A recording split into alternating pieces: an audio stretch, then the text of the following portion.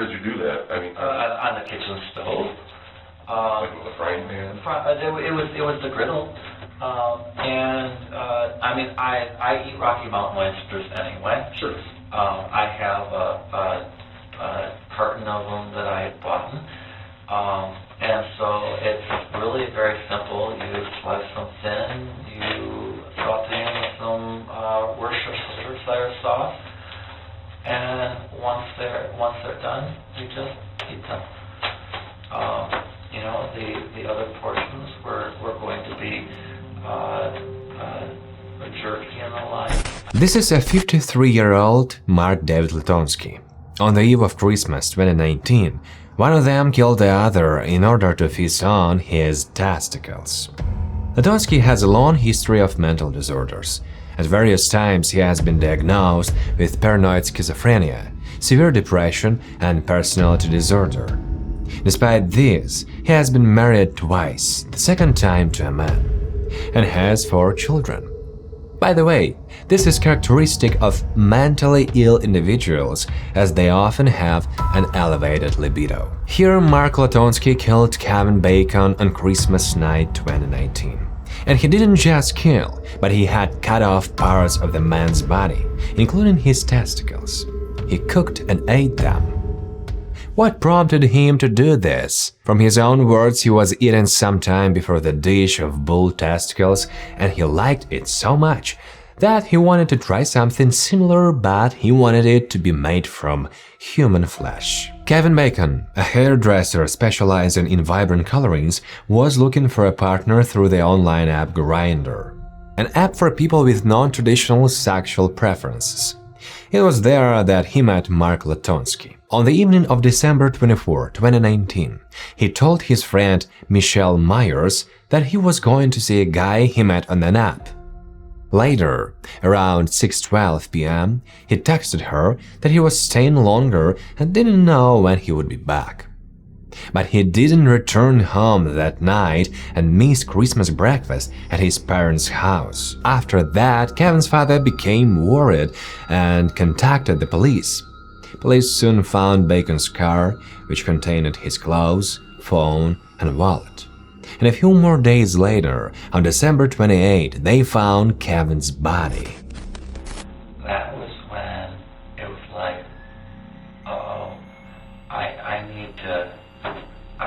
need to make sure that this is quick. The body of this kind, sympathetic, talented young man was hanging from a beam in the basement of Mark Latunski's house. Arnold, Latunski's ex-wife, claims she had no idea about her partner's mental illness, and she doesn't believe that he could harm anyone. But after Latunski was fired from his job in February 2019, he began saying strange things. For example, that his children from his first marriage aren't his children, or that neighbors are polluting their water, or that his ex-wife is trying to poison him. So, in September 2019, the couple separated. Latunski was arrested and charged with murder on December 30, 2019.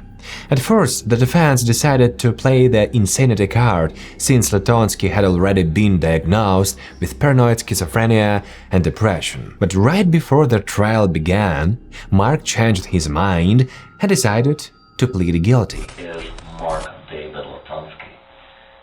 Okay. That is not my legal name. Oh, it isn't? No. That is a stolen identity. Mark David Latunski was last, or at least the last record that I have of Mark David Latunski was 1972. He was born in 1969. He has black hair, he has brown eyes, and he was born a cripple. As all of the grand cripples. So, what happened to Mark David Latunski?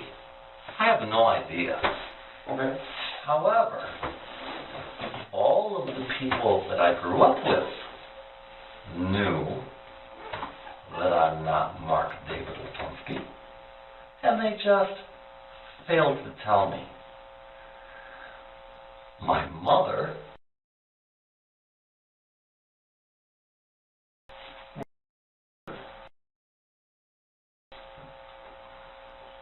had a funeral in 1981. Okay, so she died in 1981. Sorry to hear that. Okay. So what is the name that you prefer or that you use? Now, well, here, as long as you're filling, my father.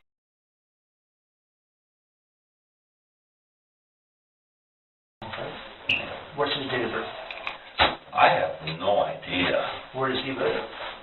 He passed away in, I believe, 2002. He lived somewhere in Owasso, as I recall. Okay. Now, I was raised by my sister.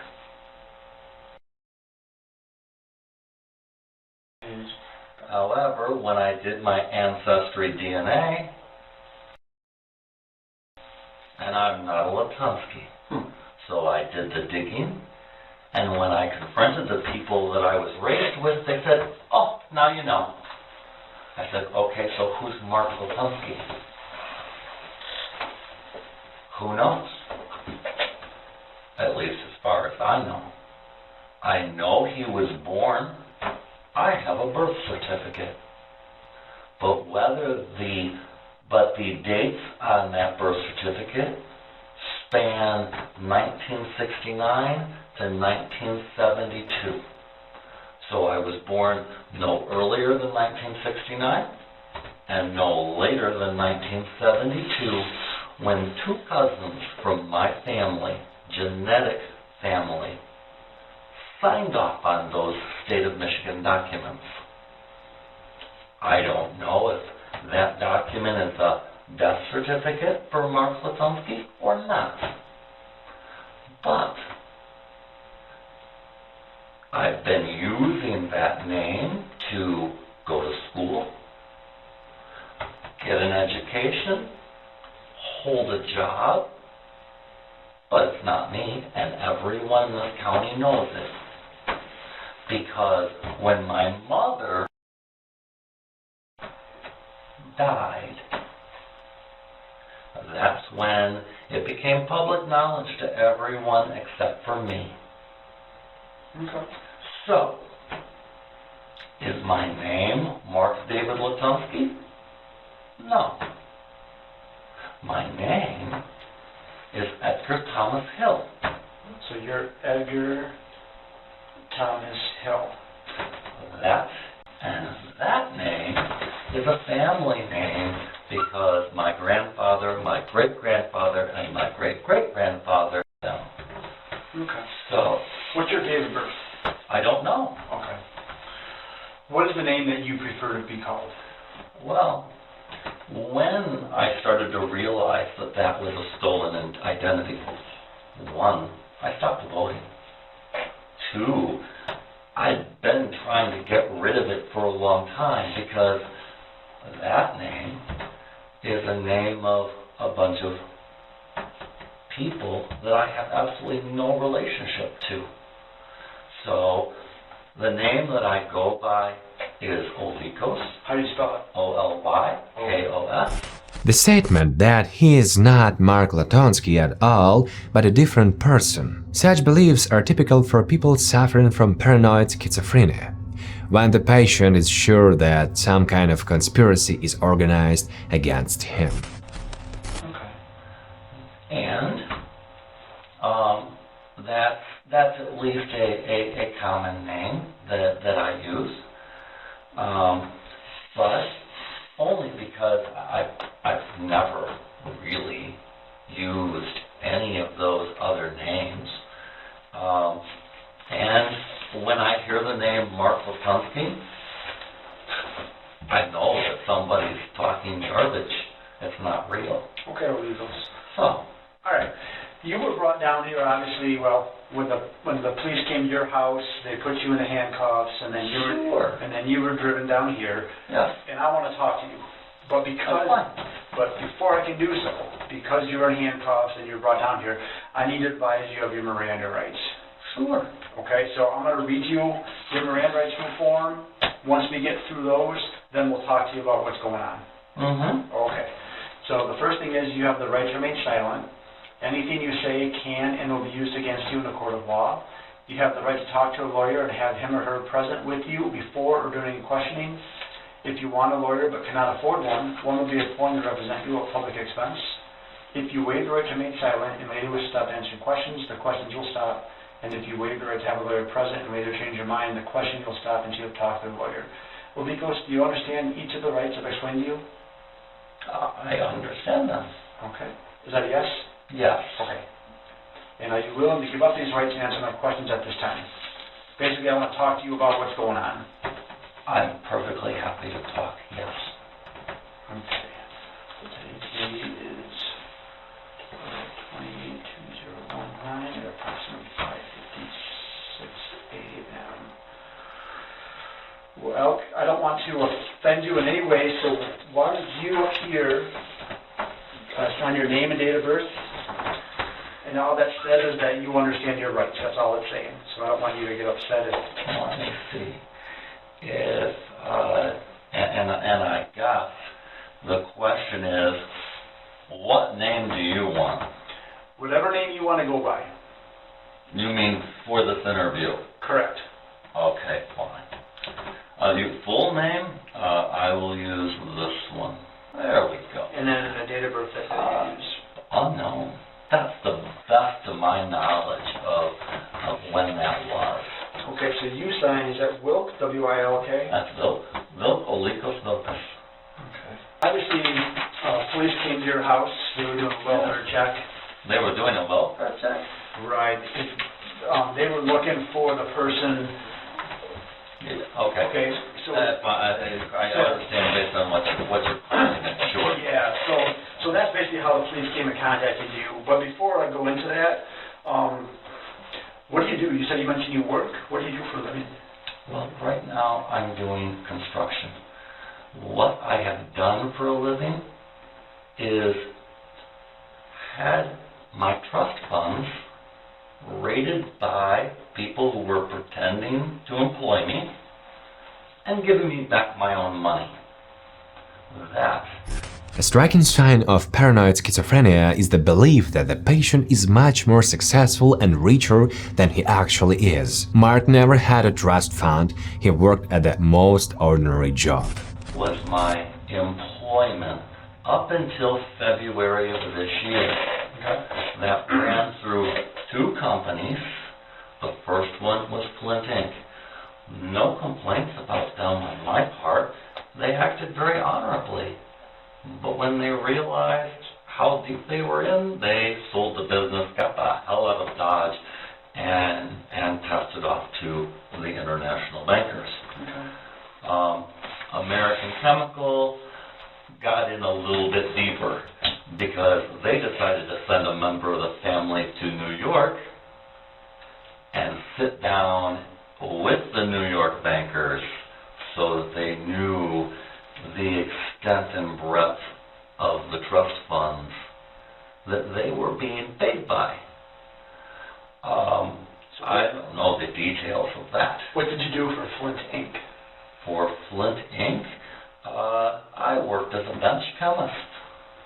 Okay, so is that a tattoo place, or is that... No, I don't know what Flint Inc. is. Flint Inc. So printing inks, the manufacturer of the inks that go on everything from newspapers to Okay.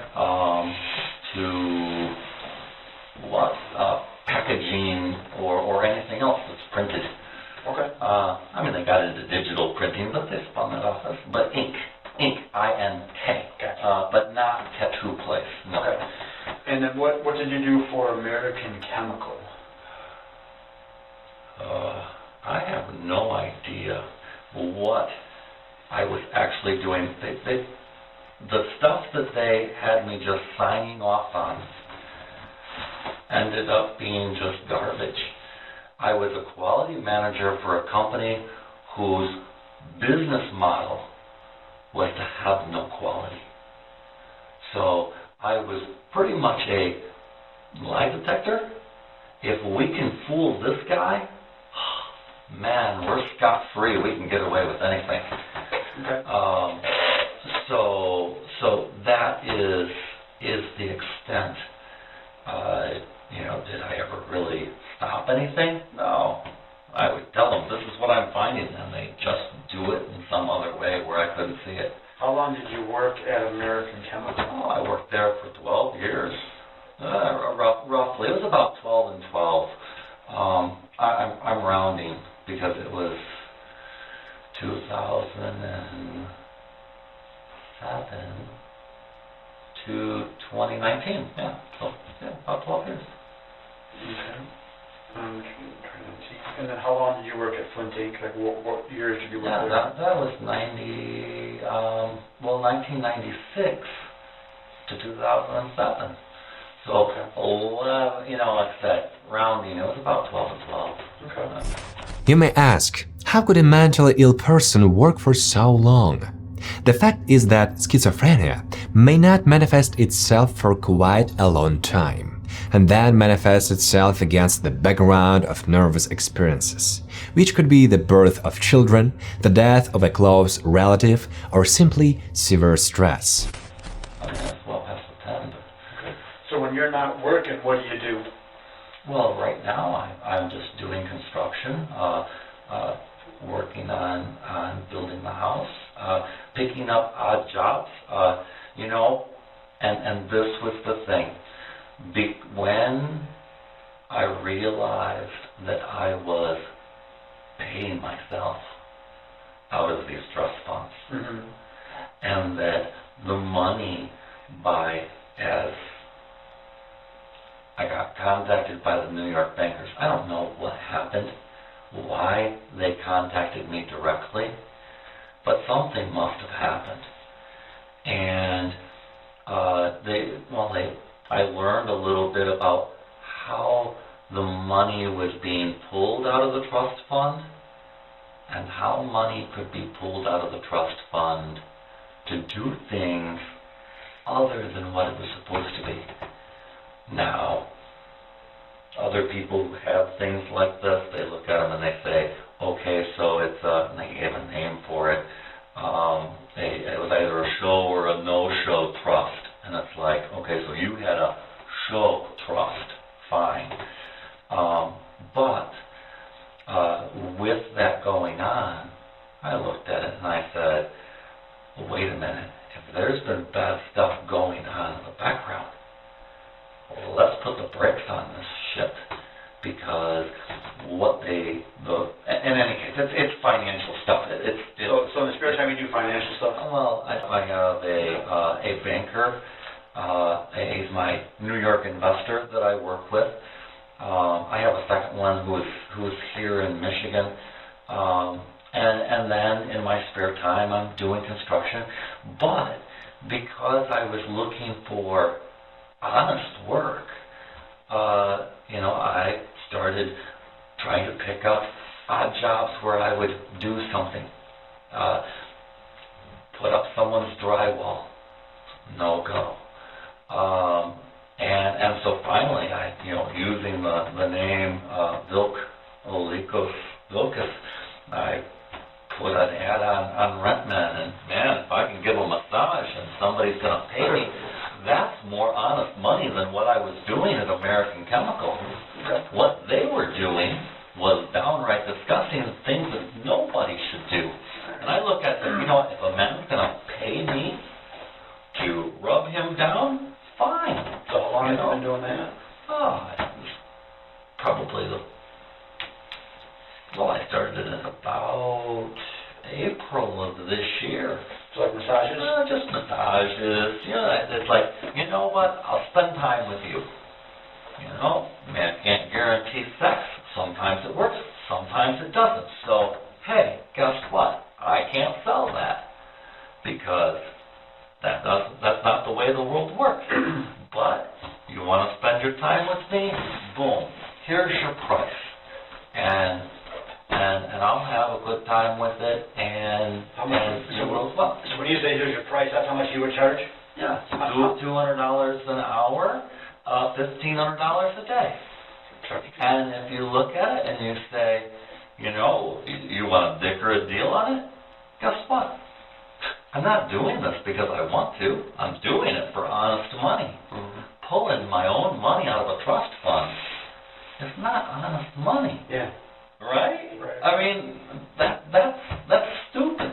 Okay. The fact is that my mother passed away on the very day that I would have come of age by our culture, and I would have had to have been told that she was my mother, and that I wasn't just, gee, this little kid.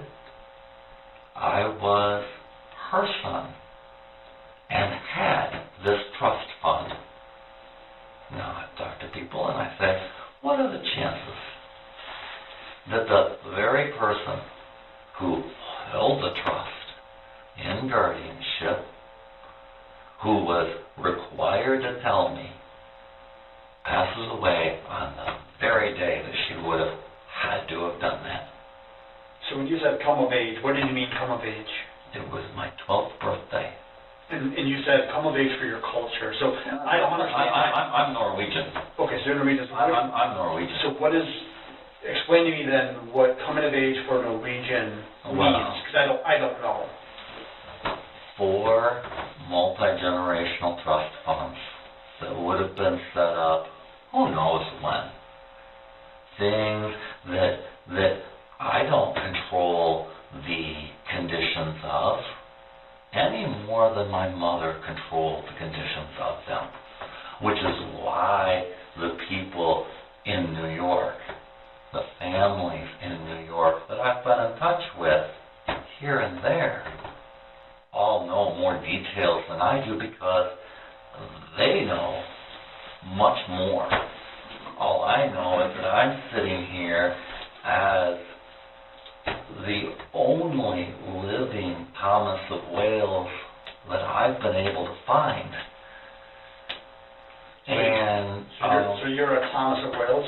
I am a Thomas of Wales, and I reached out to the people in Great Britain to find out if there are any more. The obsessive idea that he is of royal blood is the famous delusion of grandeur. As I have looked amongst my blood relatives, I don't think there are any other Thomas of Wales of the Thomas of Wales clan left except for me. So to what extent that makes one iota of difference to why we're talking, I don't know. It's not like I have a whole bunch of people that I can go up to and say, okay, beyond what these people here in Shiawassee know, what gives? Some of them will give me some details, and some people just clam up. But at this point, you look at it and you say, come on, get out of the bag. And that's when the people that I grew up with said, okay, fine, well, that's it? That's all you're going to tell me? Yeah, that's all we're going to tell you. See ya. Like, you know what, if you're saying see ya, so am I. Why am I Mark David Latunski? I'm not. And you knew it, and I knew it. But having that stolen identity kept me alive when all of the rest of my family is not. How does ordinary schizophrenia differ from paranoid schizophrenia? In the normal case, the patient is characterized by delusions and even hallucinations. But there are no super ideas that they are watching him, they are plotting something against him, that they are trying to kill him. All of them are just signs of the presence of paranoia, what we are seeing now. And that is what the New York banker finally said, bingo. So, if that's what my mother had to do to keep me alive, she was a very smart woman, because it didn't keep her alive. So when you started doing the rub down of these men, that kind of leads me into, I guess, what is going on with the, why we're here, there's a welfare check, you let the troopers go in and graciously search your house, and they see a man that, who is that man? Well, who, and again, when you talk to those, on those sites, you can get any name or no name. What sites did you meet him on? Gosh, I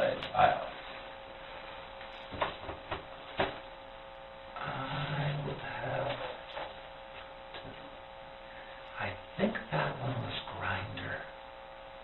Okay. But no matter. We chatted for a while.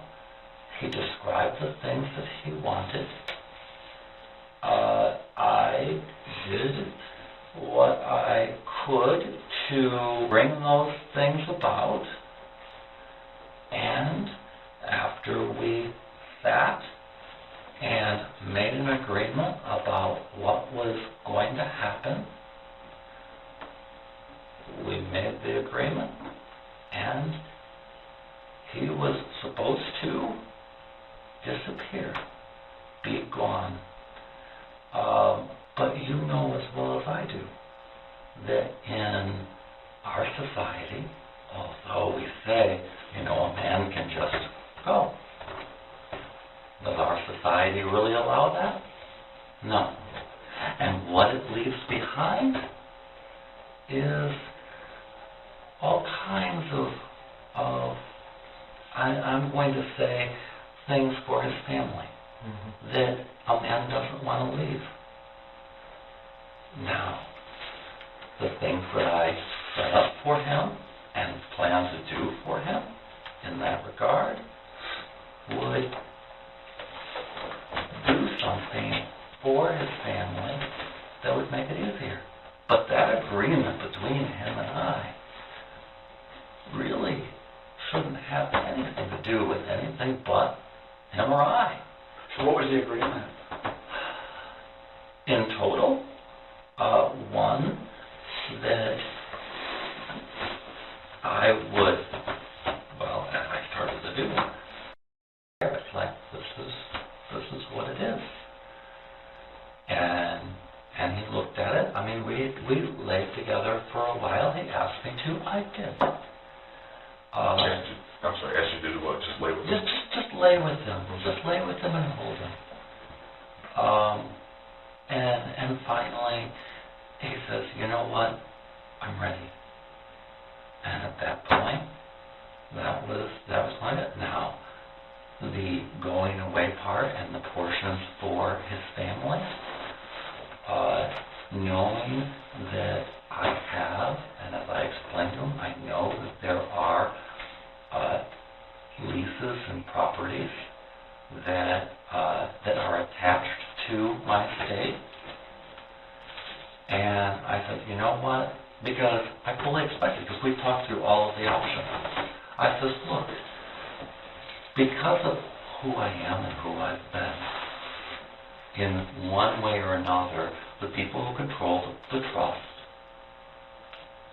find out the best way to either A, get me out of the way, B, keep me safe, or C, protect me in some way. Why or how? Sometimes I know and sometimes I don't know. So how does the trust have to do with the man in the basement? Well, or doesn't it? It does. It does. Because with that, there were things that I was going to do for his family.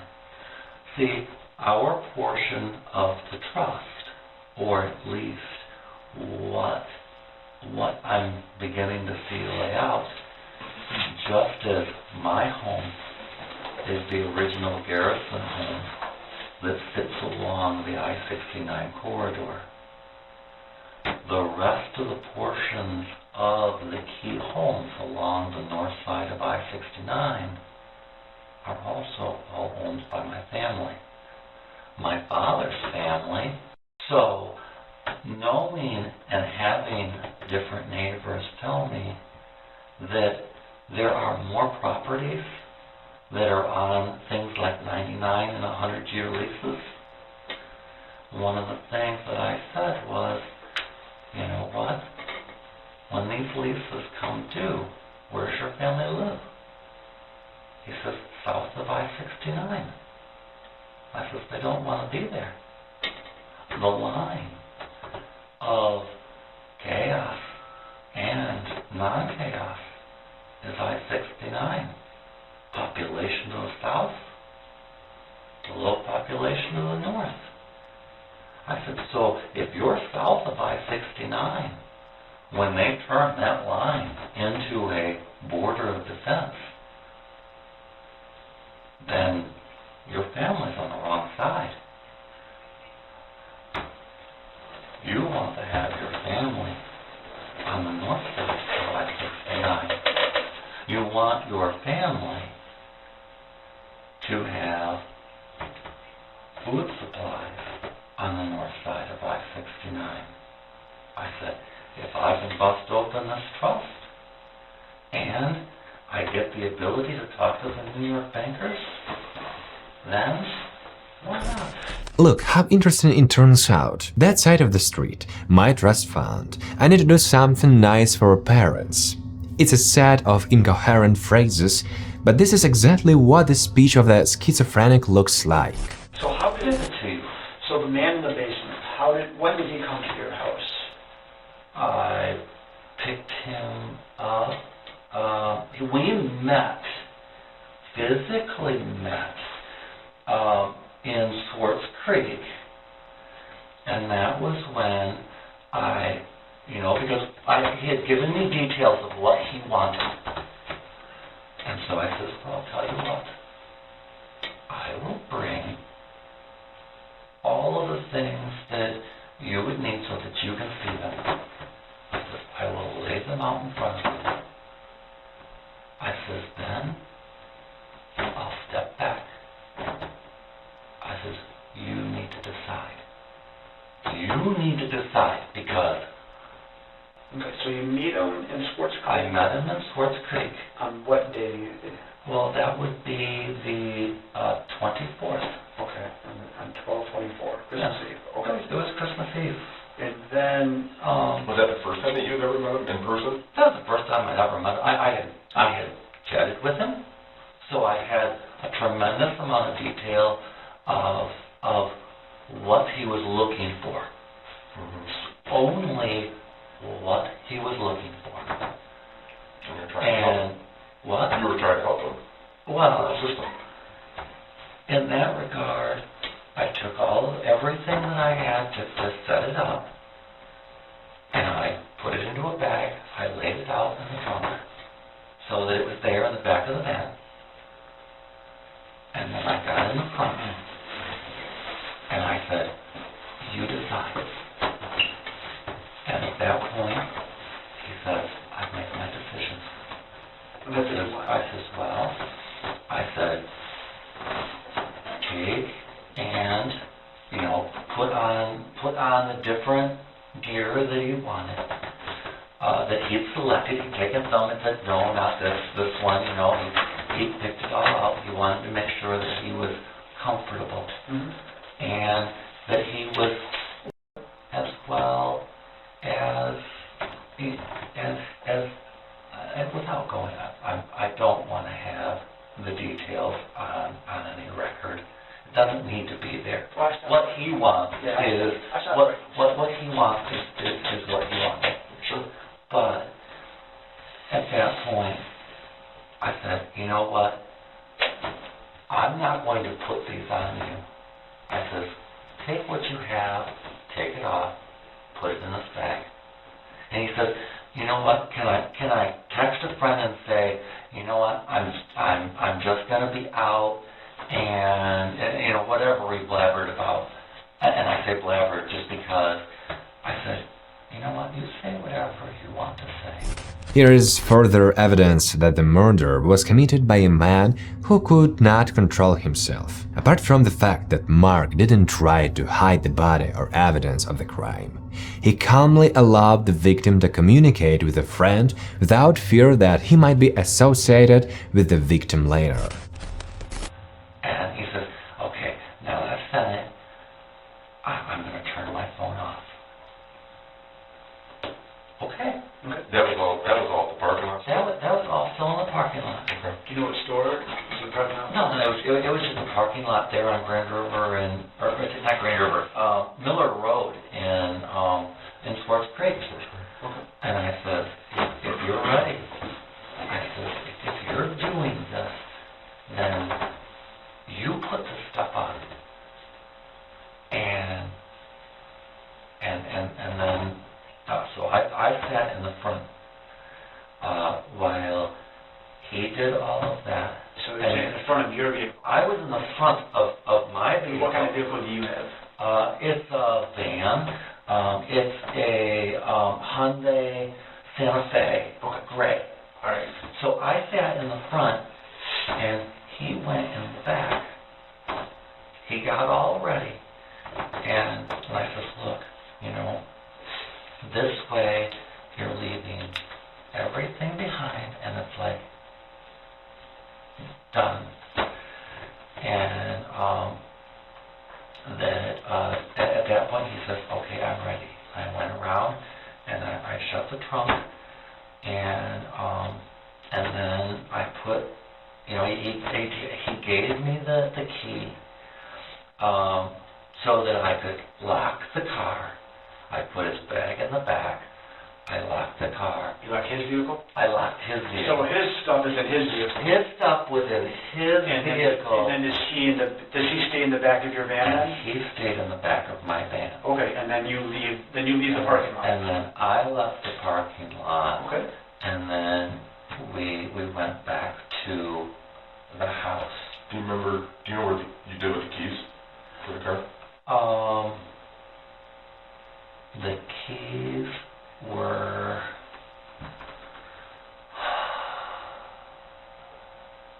See, he had the keys at first. He gave them to me. I don't know.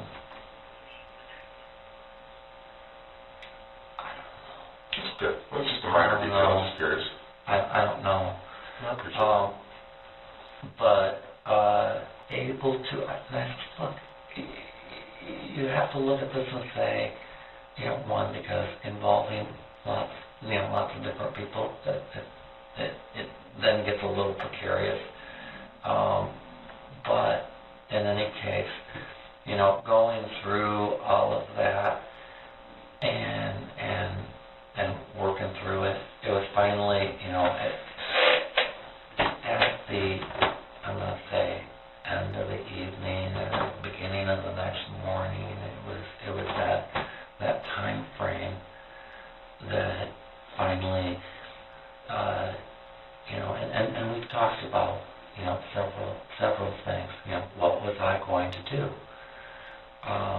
And part of it was the process of turning them into something that would grow tulips for his family.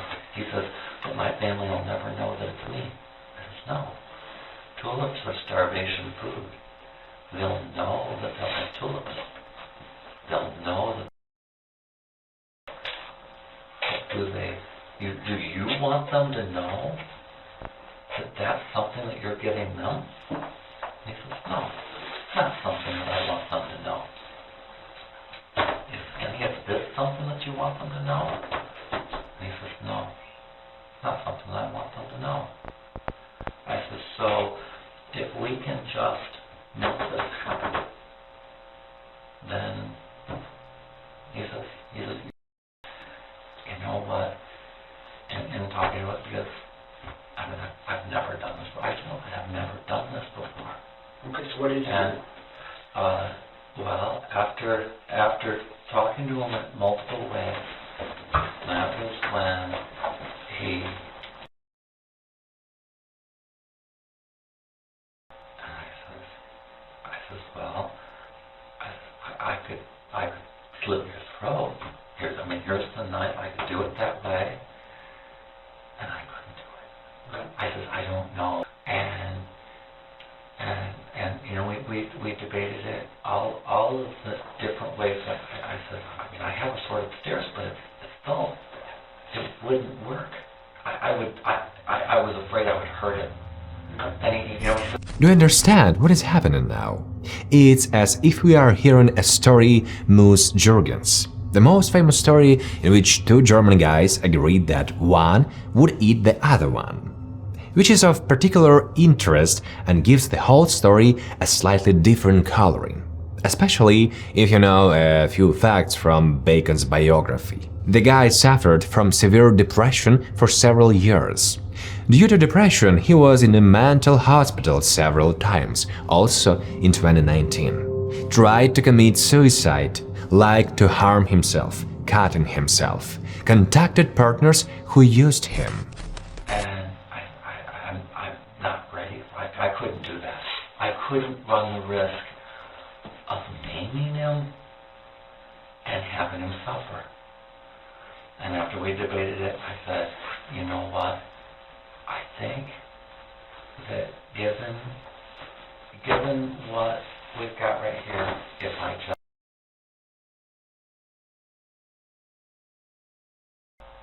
that will do it. I was, you know, not really, and finally,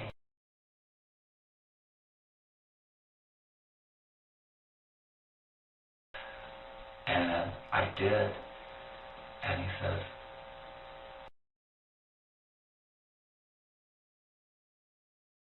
you know, I mean, I'm on the back side because he's laying on the floor, and it would be across the room, and he had his head facing I'm going to say it would be the east wall.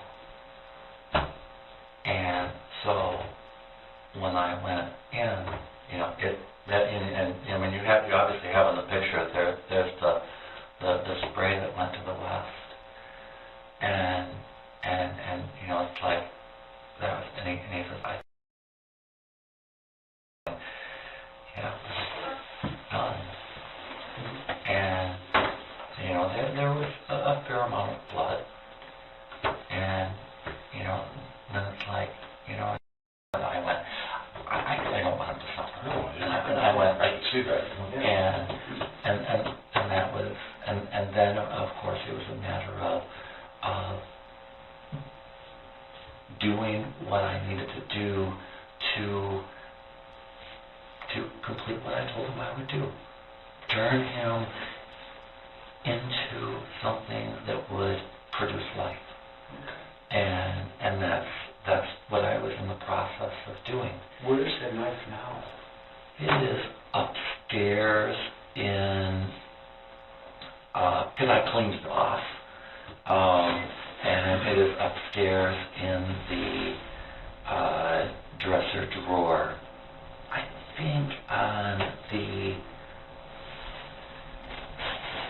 right-hand side, top. Is it a bedroom, someone's bedroom, or your bedroom? Yeah. So it's in It's a your guest bedroom? bedroom? No. I put it up in my bedroom. Oh, your bedroom. Just because, I mean, I had, you know, again, knowing at least the bits and pieces of the conversations that we've had over periods of time, What does the knife look like?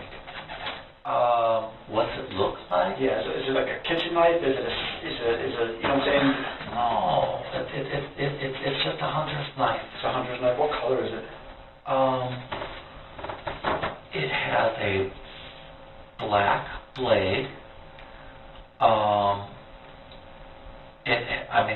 I actually, you know,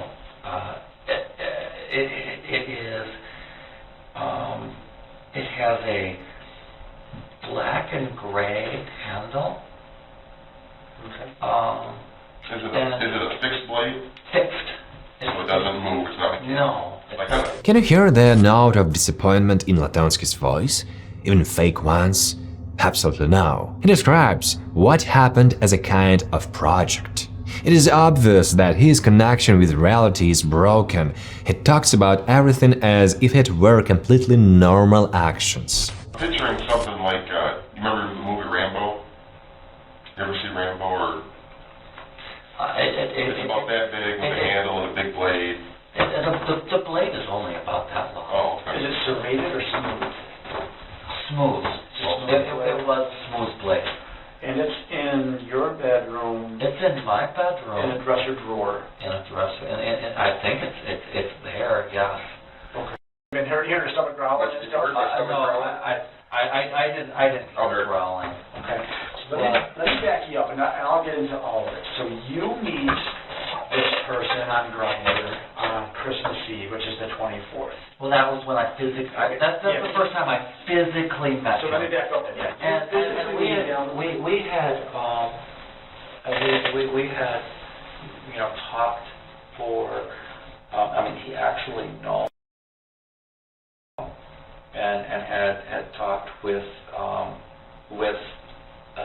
the guy who I was living with for in the past as well. So however it works. So you two physically meet the first time after the agreement for you wanted that to happen. So you meet him Christmas Eve. Do you know about what time it was that you met him? And it doesn't have to be exact. 3 o'clock, 5 o'clock, 9 o'clock? No, I really don't know. Okay. Because was it daylight or was it dark? It was right near dusk. Okay. So you meet in the parking lot. At that time, and again, however it was, but time.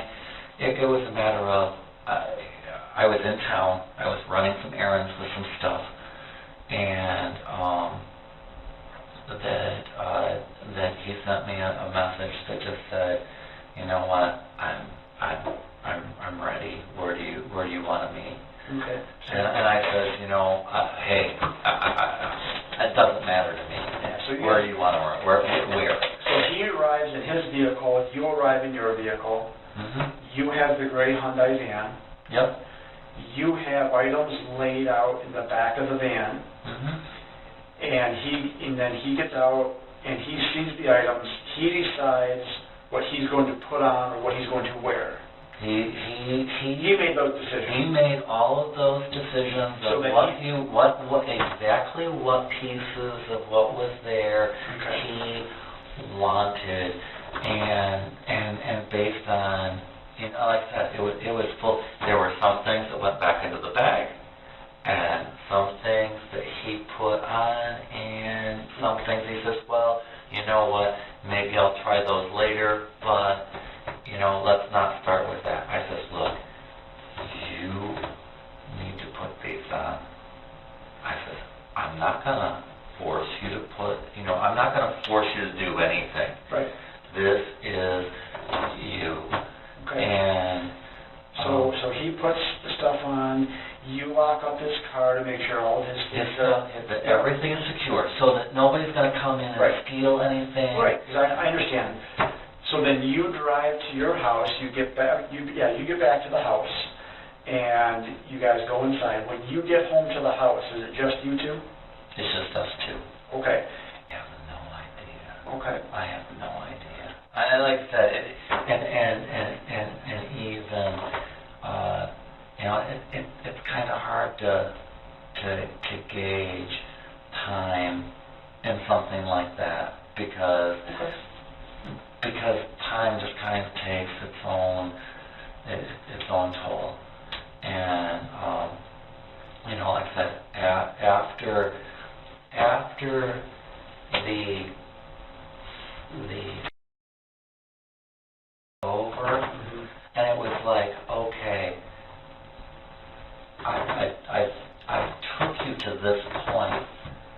It's like, did I accomplish it? I said, what was your brain telling you? was not real? What portions? He says, you know what? You really made me. He really, and that was after the illusion of that portion was done. And it was at that point he says, okay, I'm ready. Okay, so after the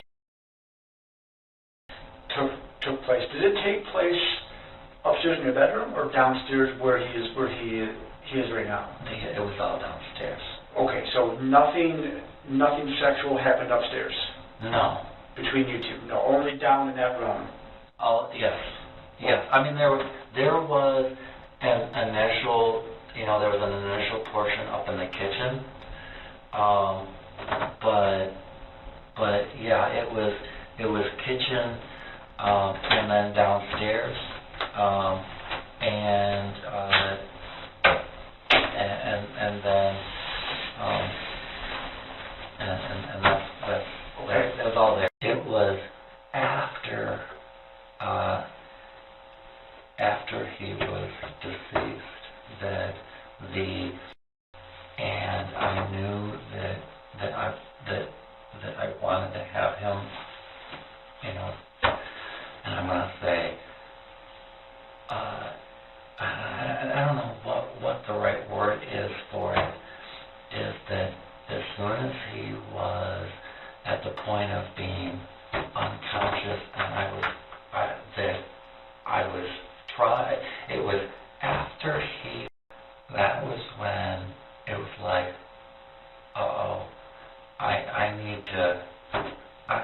need to make sure that this is quick and not drawn out. Right. And so it was then that it's like, okay, let's get this so that he Quicker? It was. I was trying to speed it up at that point because he was already unconscious. Okay. But I could tell, because, I mean, you could tell he was.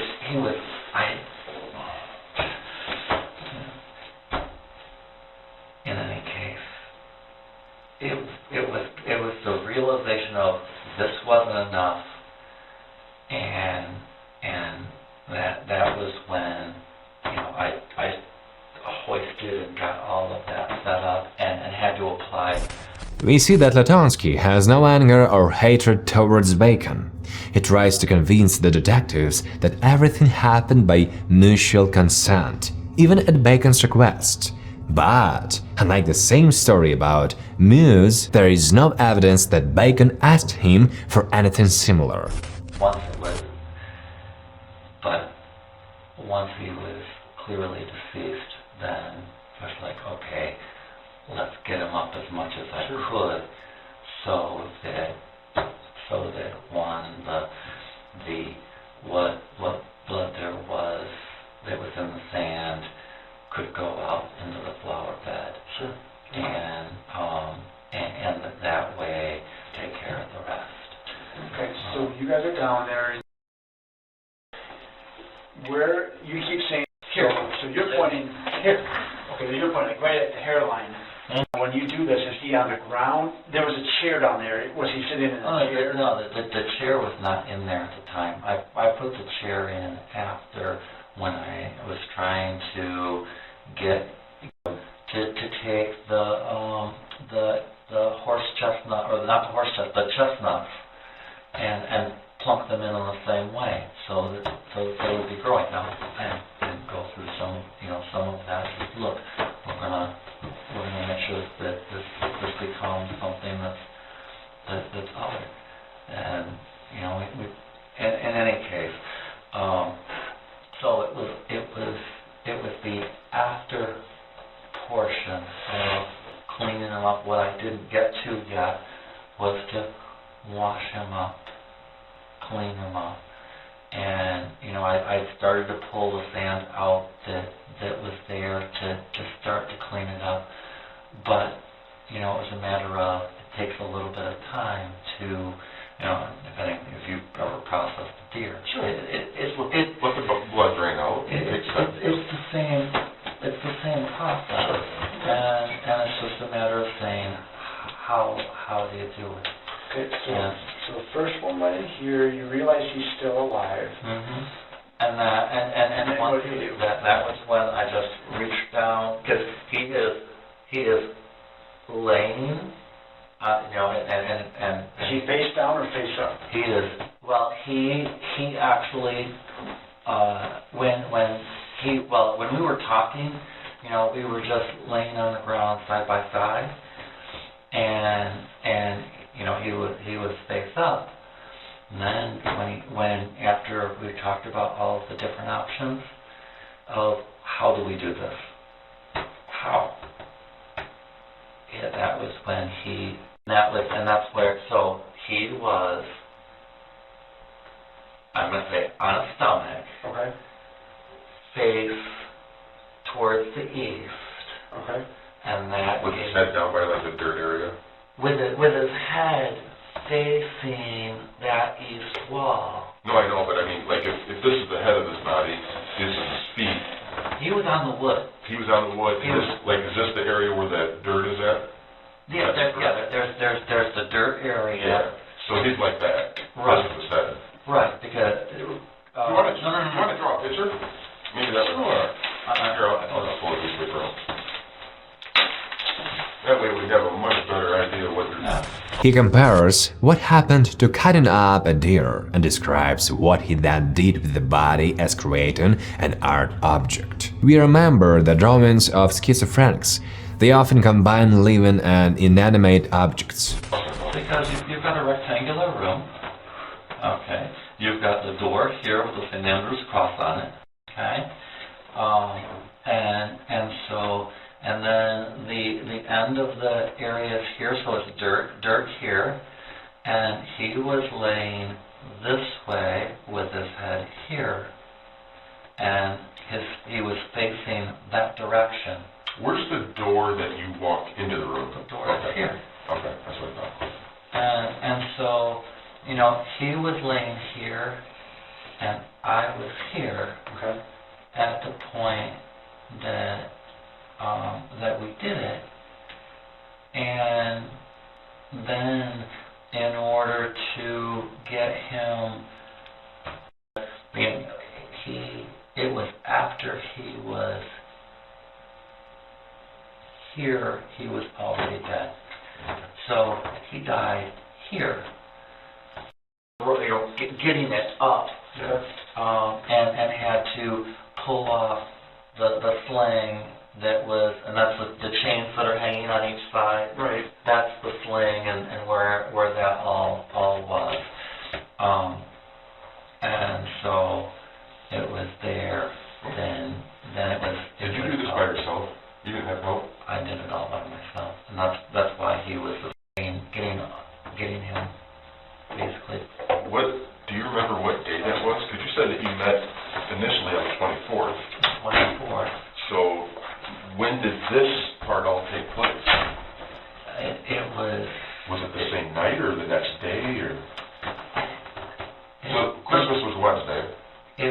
Well. So the 25th was on Wednesday. It would have been it was during that evening, and then after he was, and I don't know, it's just flat out fact, is that after he was dead, and it was then that I started to do what I told him I was going to do.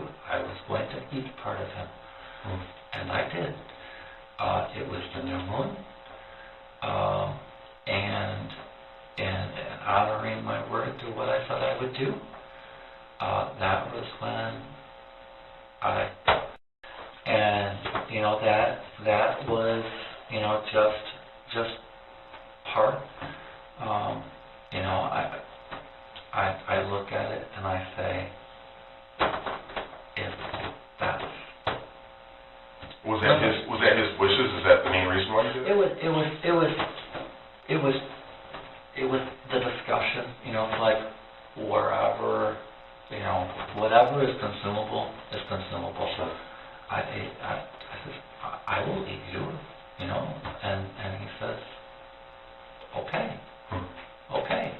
this happened sometime the night of the 24th into the 20th? It was the night of the 24th into the 25th. Okay. Yeah. So then at what point, how long after that did you take those upstairs? That was, it was before I went to bed, because at that point, I stayed with them for quite a while. And that was very important. And I says, you will not die alone. I says, I won't. And that, to me, as an outsider looking in, that shows me the type of person you are. I said, I won't do that. Absolutely. I said, you're a man of your word. Regardless of what it is, I won't let you die alone. Yeah. And that's very stand-up of you. Well, not a lot of people would do that. It wasn't easy. And no, but you're a good person.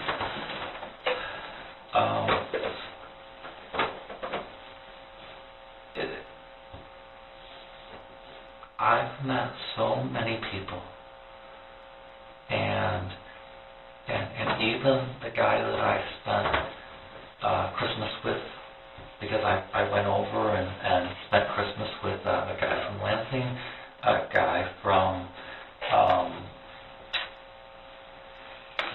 where is he from? I think the Bay City area, and then in Flint, and we laid down, and he was a healthcare worker who worked in nursing homes, and Joel joined us because we didn't have anyone to spend Christmas with. Who's us? Not at your house? Not at my house. I had actually gone because the water went bad in my house, and some other things happened. I call him his legal name, but when a bunch of stuff started happening that made the living conditions there not very good, and he couldn't stay out of the water. The water was flowing arsenic. I said, you can't drink the water. Well, here we see something is very typical of a paranoid person. They may see strange things. For example, another famous maniac who suffered from paranoid schizophrenia, Richard Chase, believed that aliens were stealing his blood, and because of this, he needed to drink the blood of other people. We took the water to a doctor. The doctor says, don't even bathe in it. He says, I have to go to work. I have to bathe in this stuff.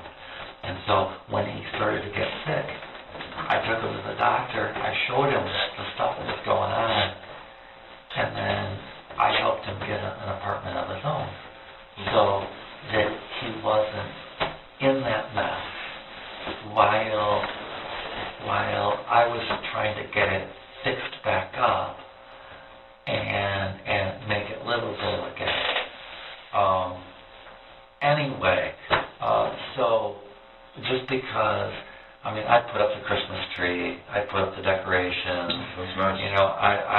I was living there and trying to hold it together while trying to fix the reasons of why it was in the condition that it was in. It was trashed by Home Depot. I can't do anything about that. But if a person, he says, I can't live this way because it's a mess and I can't handle it. Schizophrenics typically lack the need for personal hygiene and often have a messy home. During periods of exacerbation, they don't wash, don't comb their hair, do not clean the apartment. Let's get you into a place that isn't a mess. Well, if we can go, and I don't mean to interrupt, I just was going to go back to, that's fine. So, if you don't mind, I was just curious, so how did you do that? Did you cook them? Did you... I didn't know that at the time, and so afterwards, and in fact, yes, yesterday, maybe it was, well, depends on what day it is now. It is now Saturday morning. But I just ordered a dehydrator so that, so that, I mean, I said not knowing, just so that I could continue to process the way and do what he wanted me to do. So you would have taken more of his body and put it in the dehydrator? Absolutely. Notice how often he repeats the phrase, "I did what he wanted." This could either be a defensive reaction, as if Mark's psyche was defending itself from the realization of all the horror that he did, or a canon legend. What do you think? Absolutely. Where's the dehydrator now? It's on order at a low rod. I didn't order it until after we talked, and he said that that's what he wanted. And so it's like, well, and that's when I started really looking for one to say, you know what, if this is what he wants, then this is what he wants. It's not uncommon. Did you guys, I might have missed a conversation when I stepped out, and you had said something about, Yes. was there other locations within the house that you guys, within the house? No, only the kitchen, where we started in the kitchen, and then we went downstairs, and then everything was there. What happened in the kitchen? It was like and I'm going to say the best description is where he was he was on him, and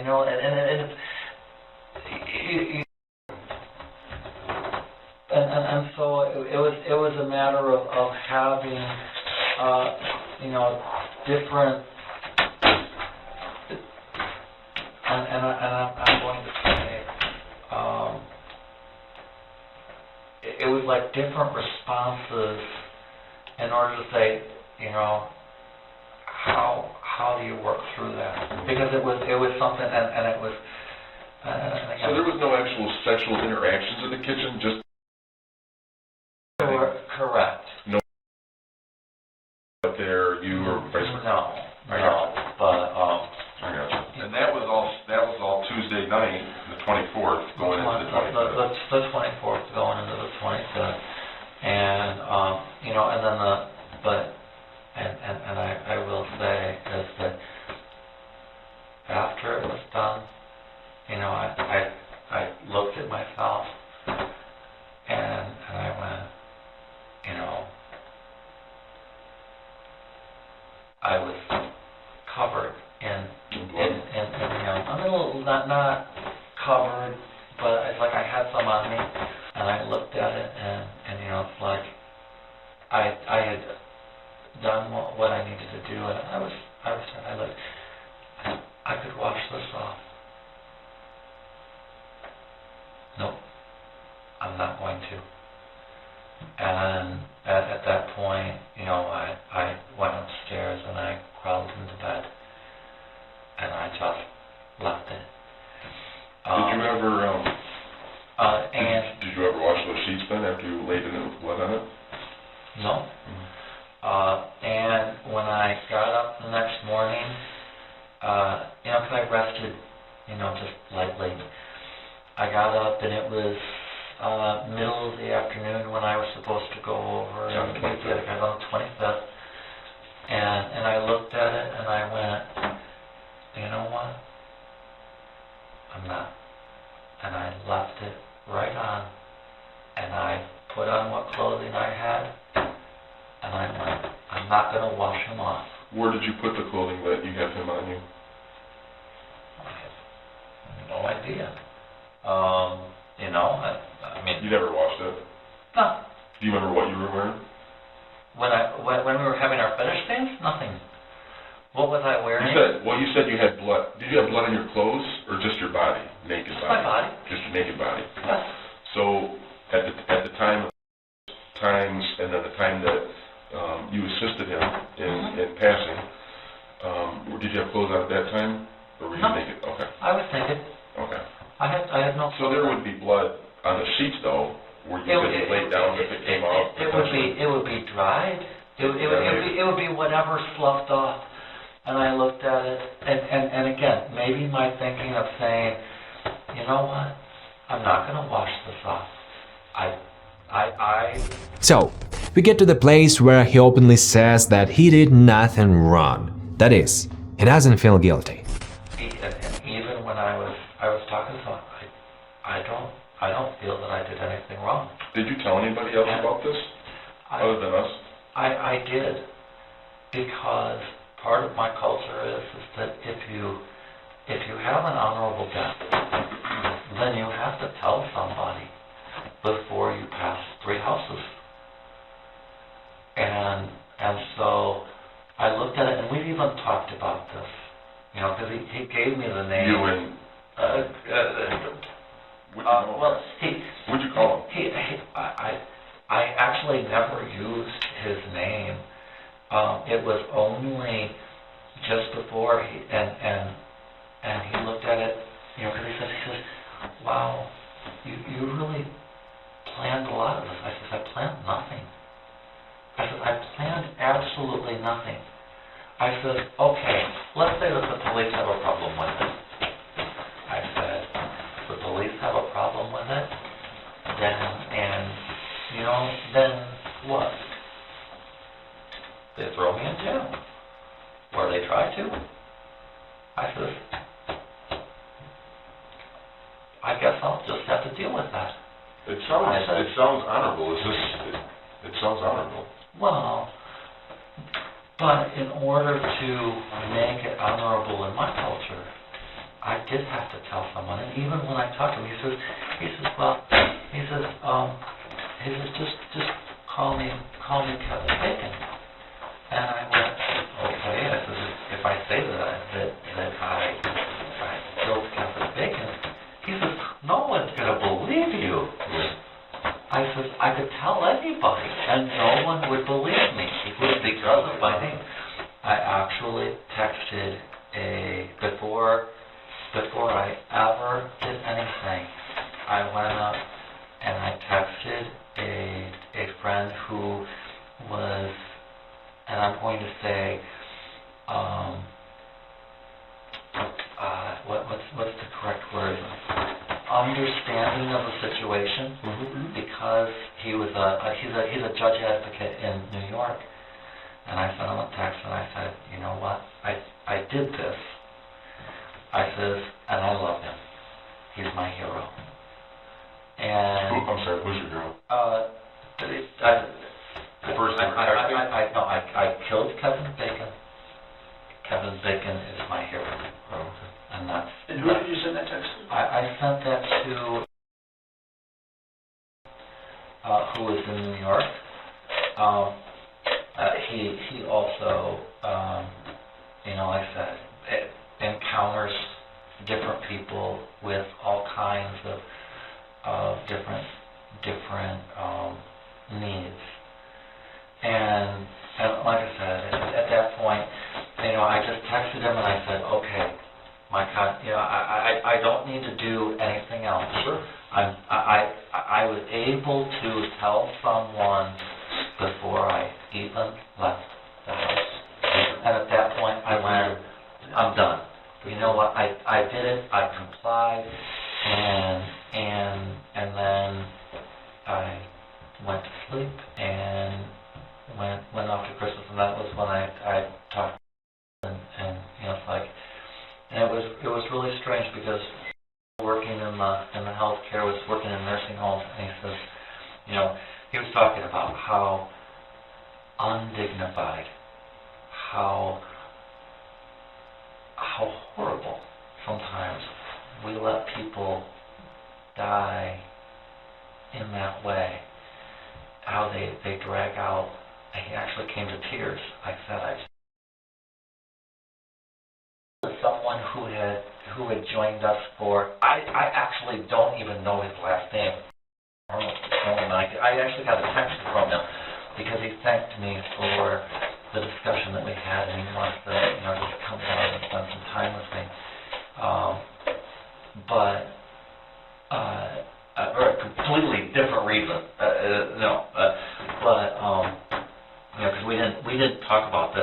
I put it completely out of my mind as far as saying, you know what, it's done, and now I'm just going to do the things that I agreed to do to the best of my ability. And I hope that I'm able to do that instead of opening up something that he never wanted opened. Okay. And so I just... So I don't know if you covered it with Josh. When did you end his suffering? Was he or was he on the ground when you did? He was on the ground. Okay. Because he was still in this position, and what I did was I had to move his head in that because at that point I would... So did you lean over him? I leaned over... Can you demonstrate? Pretend his head's against that wall. What did you do? Okay, well, tell me what you did. I saw that it was going longer, and I took his head and I moved it to the side and this way. So it was as much as I could in order to, whatever it was, it at least initiated another gash that was there wasn't the spray like there was the first time. So it was at least more effective. So when you say the spray the first time, what do you mean? That was when So the spray on the wall is what you think, what you're referring to as the first time? That was the first one. And then when you did this, the second one, it was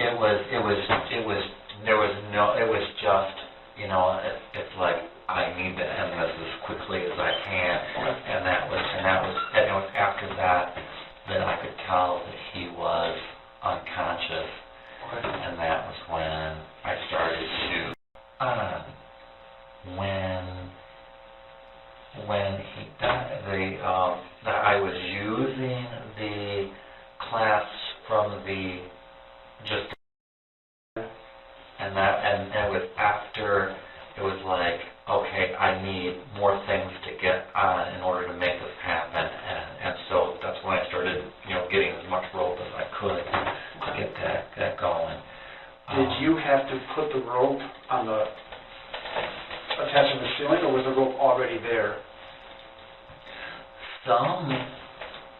No, I was running the rope through the eye hook. Yeah, okay. Because the eye hook was used for, you know, it's that's for other suspension. I had a guy hanging by his balls. That's, you know, when you do things like that, I don't know if you're familiar with that. Not really. Okay.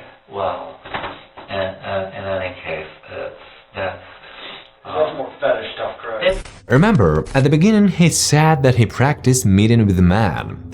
Later it turned out that at least 2 men had already run away from his house after these games. But the police did nothing, although in both cases they even went as far as calling the police. I remember the situation with Jeffrey Dahmer, another necrophiliac cannibal, one of whose victims escaped, but was returned to Dahmer's apartment by the police after he said that everything was out of love between them. So I'm aware that there are fetishes, and fetishes can be a whole bunch of things. It can be all kinds of things, but, you know, the eye hook was there, and so I was running the ropes through, you know, as So you just put those ropes up for, we'll call him Kevin.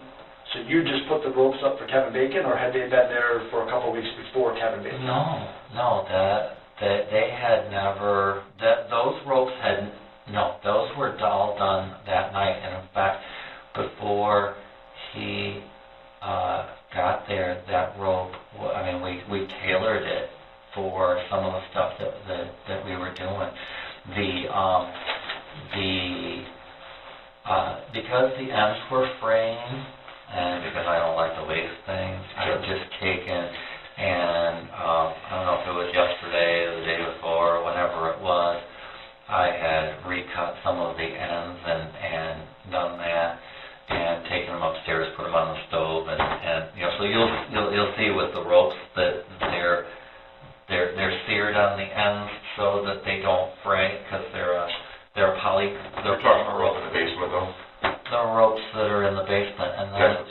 then because I was trying to readjust and get him up so that I could get some of the sand out to get it out to the flower bed, is that the ropes, as you saw them today,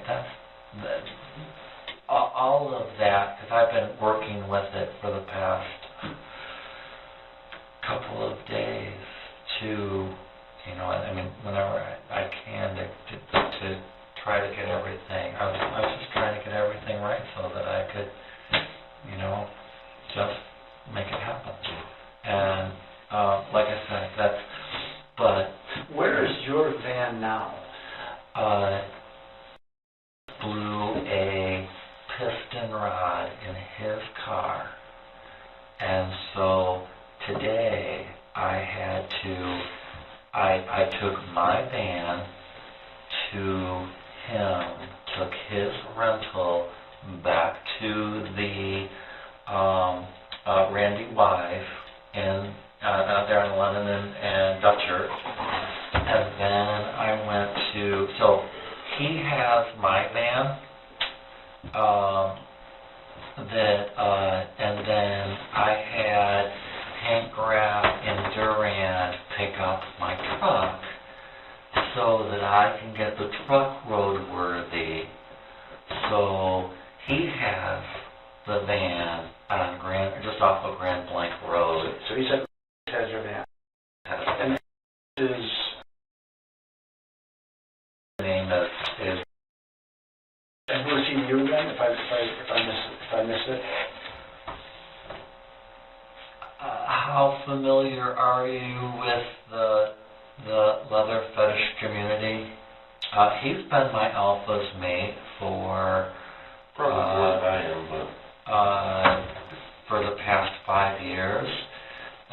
But when he started to exhibit characteristics of an alpha, and that was another reason why he got his own apartment. You don't put two alphas in the same building. So was your partner until he showed too much dominance for your liking? And at that point, he got a boy of his own, and I helped him do that. But what do you mean, got a boy? Well, he has a man who helps him out, not a partner. Okay, I don't want to say it wrong. That's why I'm asking questions. That's why I'm asking questions. We follow the pack dynamics, and so when we were together, it was alpha's mate, and then anyone else was either a beta, submissive, or whatnot. We did not have an omega. With him exhibiting, and he's older than I am, with him exhibiting dominant characteristics, point that he was willing to say no. It's like, well, that doesn't fly. You see how that works? I play that with my dog. You play that? With my dog. You play that. I'm the alpha dog in this house. You're going to do what I say. You're going to do what I say. Not sexually, but as an alpha dog. You know what I'm saying? I hear you. So, and it was... Through questions about Latunski's involvement in sex culture, detectives tried to understand what his relationship was like and whether anyone else was with them that fateful evening. And the comment about the dog is an NLP joining technique. And I'll tell you, it came from GNC. Mm-hmm. In all of my stupidity, last January, I decided to get him some of that. He was happy. It was your own fault. It was my own fault. I did it myself. It was my own fault. I got him some, and he went on it for, I think it was about 2 months. Maybe even it was a month. And one day I can't even be in the same bed with you. And I looked at what was going on. And we charted our sexual history. And I said, look at this. It's a straight line down. I said, the second you went on that, it went from flat to this, and here we are today. I said, you've got to get off of that. He went off of it, and what happened? We went right back up. And then he went to GMC and he got the generics, and he says, look what it's doing to me. Look what it's doing to us. What it did to us was, you now had an alpha who was older, who was saying, no, I'm in charge. And you had one that had always been in place saying, if you're in charge of something else, because it ain't going to be to run roughshod over me. So first we separated on 2 different floors, but then when the house fell apart and there was all this other stuff going on and he got sick, that was when I helped him get an apartment. So that we're still together, but we're in 2 locations. And I look at it and I say, we can be there, we can be here. We can maintain this. Do you know his address by chance? And that's where your van's at? And that's where the van is. When did he get the van? Today. Well, yesterday. Friday. So you mean Friday or Thursday? Today right now is Saturday. Friday. So he got it Friday. He got it on Friday. Did he see Kevin in the basement? No. Did you tell him anything about Kevin? I did not. You know, and it's just a matter of, I already told somebody, so... And that was the guy you texted from New York. Correct. Yes. Is he on that text message will be on your phone? It'll be on my phone. Okay. It'll be on my phone, it'll be on this phone. It's there. Okay. And, so, like I said, it's a matter of detail and... I want to commend you because not everybody can do this and follow through in your word, his wishes. Not everyone would commend me. I know that there are people who would look at it and say, hell no. Yeah. And I look at it and I say, I know that in a lot of different ways for a lot of different reasons, and even and I was talking to the one police officer, who was looking at the palm tree, and I said, yeah, I drove to Battle Creek, picked up a guy, and I knew that there was something wrong with the profile when I picked him up. 6 foot, 160 pounds. No, not as if something's wrong. But I picked him up, and lo and behold, he'd been amputated just below the leg 2 weeks earlier. He says, I don't think I told you. And I went, no, you didn't tell me. I says, but let's go decorate the Christmas tree. And I was sitting there, and he says, you know what? He says, my life is going to go right back to, I'm going to, he says, when I'm in Battle Creek, he says, the party's going on around me, and everyone pretends like I'm not there. And I went, well, you know what? Let's go upstairs. We got up, we went upstairs, and I just held him all night long. At the house? At your house? Yeah, at my house. At my house. And the next morning he got up. He was a type 1 diabetic, and he'd forgotten his insulin. He says, I love being here, but I've got to go home. I says, let's go home. I says, I'll be straight with you though. I says, your life is never gonna be what it was. Never. I says, but go home and decorate and put up your own Christmas tree, because those lights are gonna make your winter a whole lot better. Sure. And I dropped him off, and his friend came over and picked him back up. And it's like, even before I picked him up, I knew that there was something wrong.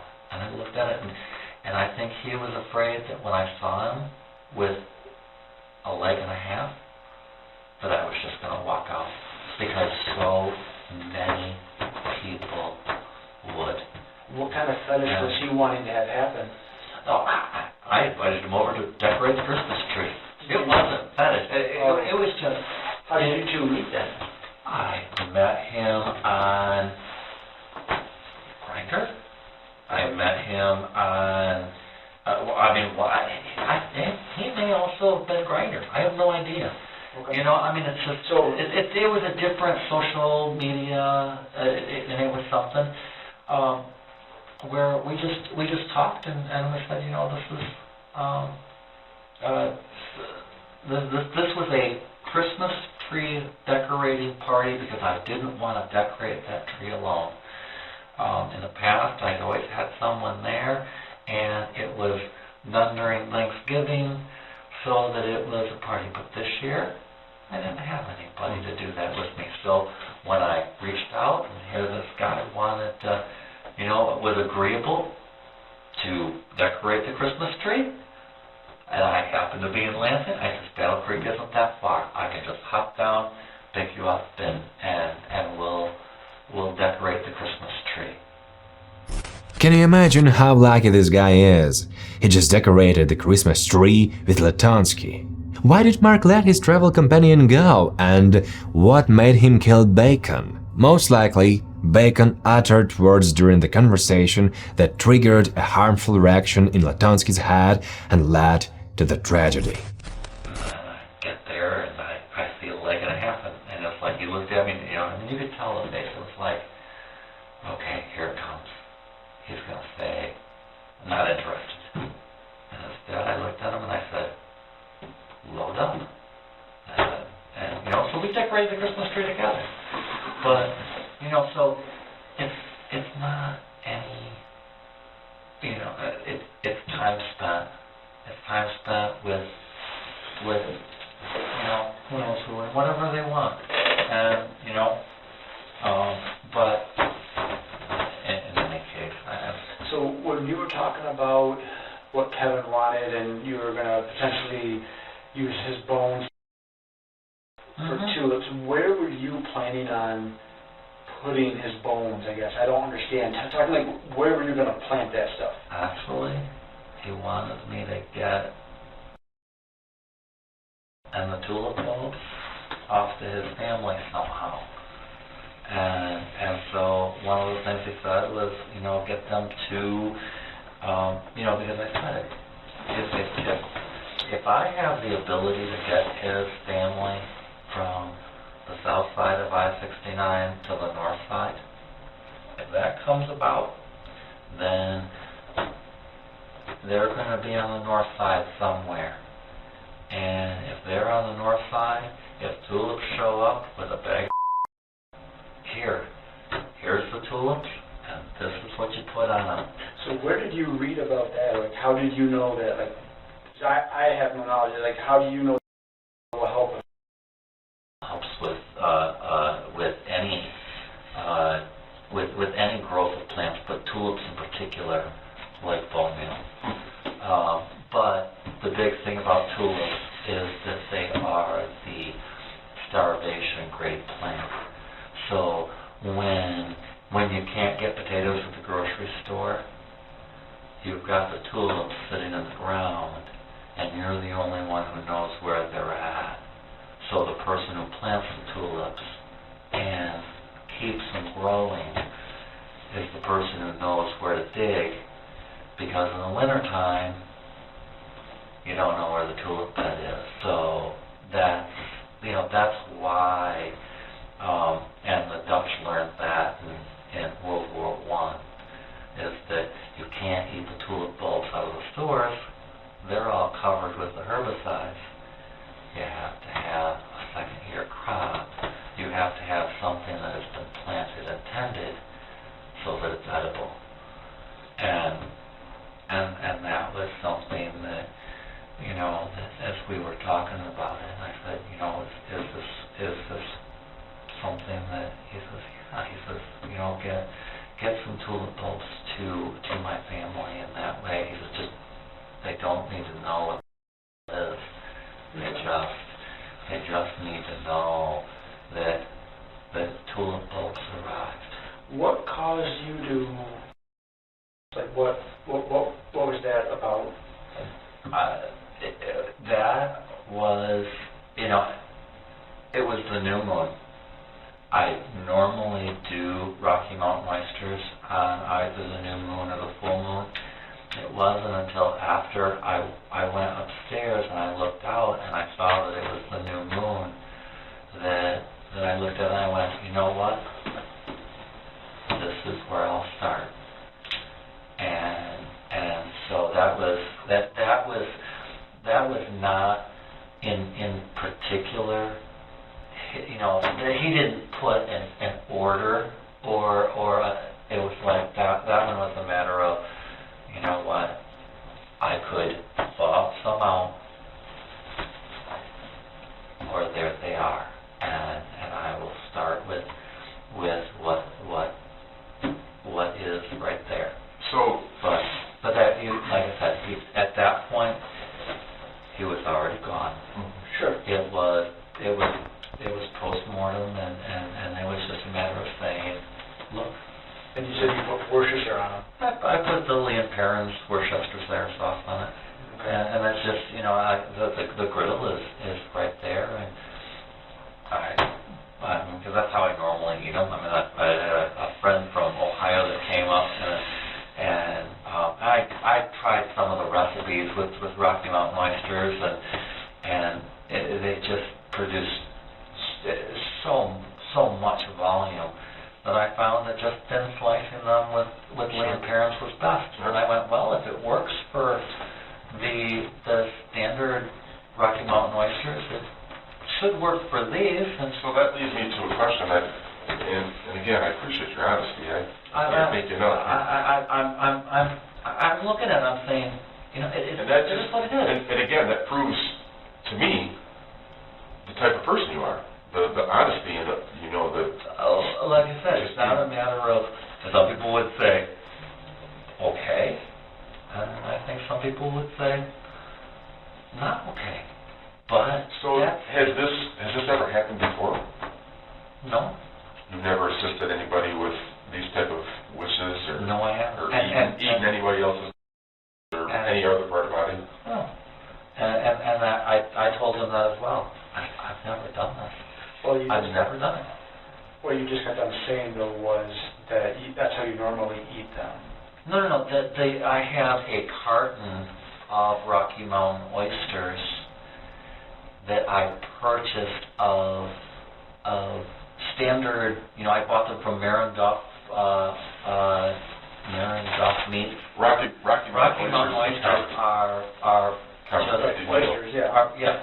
And so that's how, you know, I had learned to just take the Rocky Mountain oysters, then slice them, put them onto the griddle, put some Worcestershire sauce on them, and I figured if it works for those, it should work for these.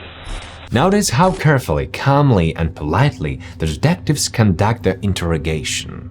They establish a trusting relationship with the criminal, thanking him for his honesty, encouraging him to give out new details. This is the right tactic for working with paranoid schizophrenics, because it is very important that the person feels safe and among those who wish him well. Alpha. If I say something incorrect, I don't mean disrespect, I'm just trying to put it in my mind. So you as an alpha, you have these other men that seek out you to help them with their fetishes. How many men do you think that you have helped with their fetishes? Ballpark figures. How many? Or for how many years have you been, say, this type of a role? Well, prior to about 6 years ago, I was submissive. I was a switch, or such. I get thank you letters or notes all the time from people all over the world. So people from around the world that come to you? Not either online or, you know, like I said, it's because I run a very open, an open forum, so that anybody can contact me. They know who I am. What's the forum called? I use Facebook. I use, I use Facebook a lot. What's your name on Facebook? That's Olikos, K. Lucas, and that's Olikos, and in Greek.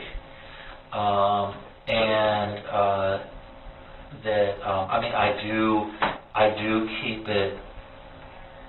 I'm going to say it's not open to everybody. Sure.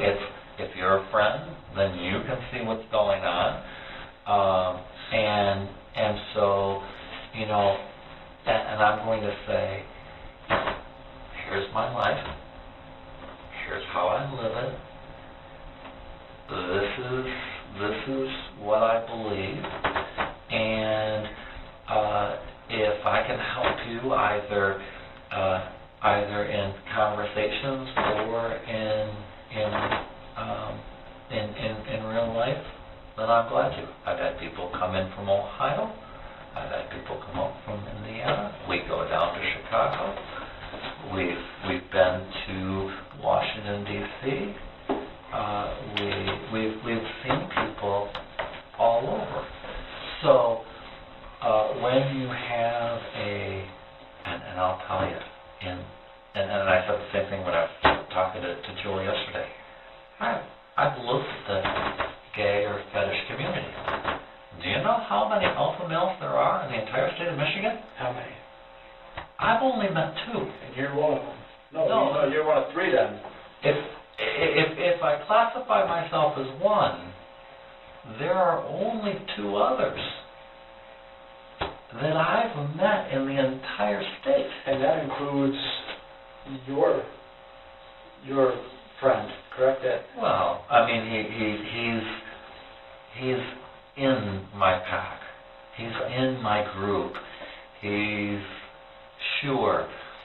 exhibiting alpha characteristics or dominant characteristics of his own, so we had to kind of separate a little. But if you were to talk to him and say, what's Olikos to you? He'd say, he's my alpha. So you're the leader of a pack. But we use that pack dynamics. Okay. It's very common for that.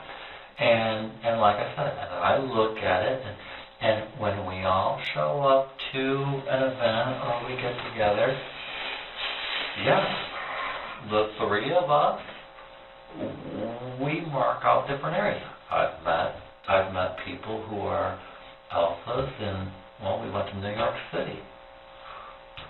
And I say, I toyed with the alpha in New York City just to see how he protected his people, see how he made sure that men that he was looking out for could go out to a social event,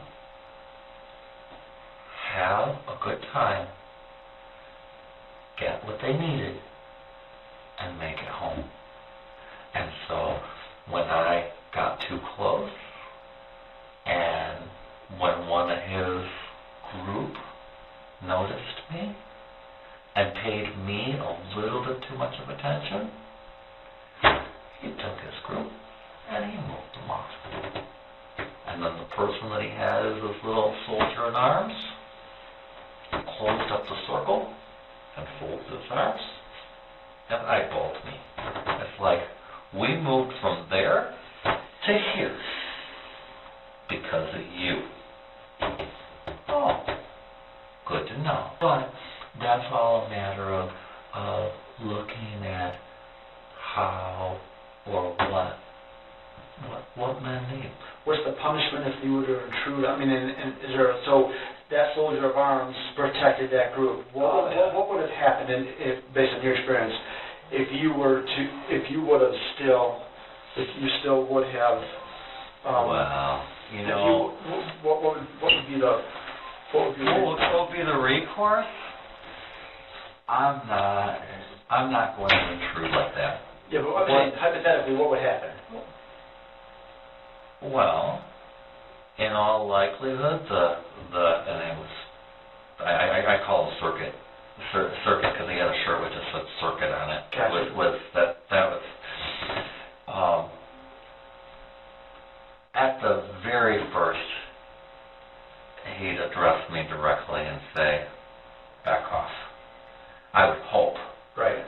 he were a more aggressive type, if he were a little bit more unhanded, then what? He just looks at me and throws a punch. You know what? You know darn well that happens. Well, it happens, and I'm not familiar with the fetish culture, so Well, I want to make sure I understand the dynamic. There are plenty of people who swing punches. It happens. Okay. You know, Has it happened to you? No, it hasn't. I have met people who have swung punches, Right. and I know who they are, Okay. and I steer clear of them. But no one has ever gotten violent with me. What about in your pack? Do you have the same precautions? So you're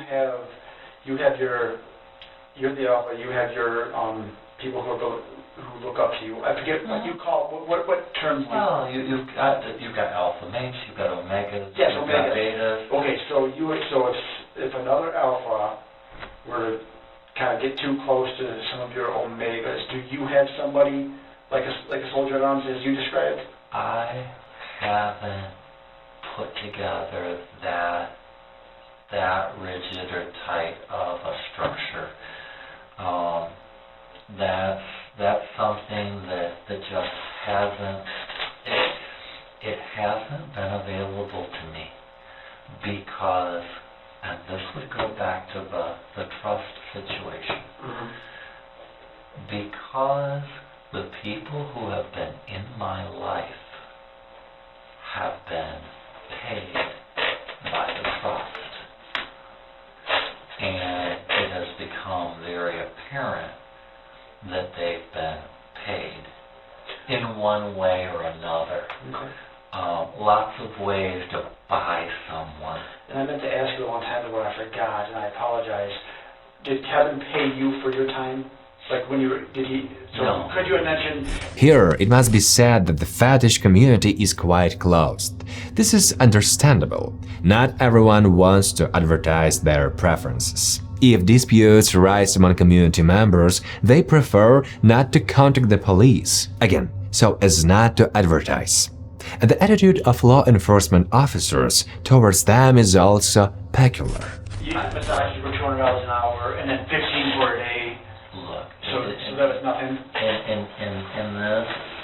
in this situation, it was no money changed hands. Okay. So here's another question I have. And okay. What was? You said you ate a and that you cooked them, and you're saying that you had them before, but then you're relating to oysters. Well, Have you ever been requested in the past to do something that you did to Kevin, where they were down or they wanted to end their life? Have you ever assisted?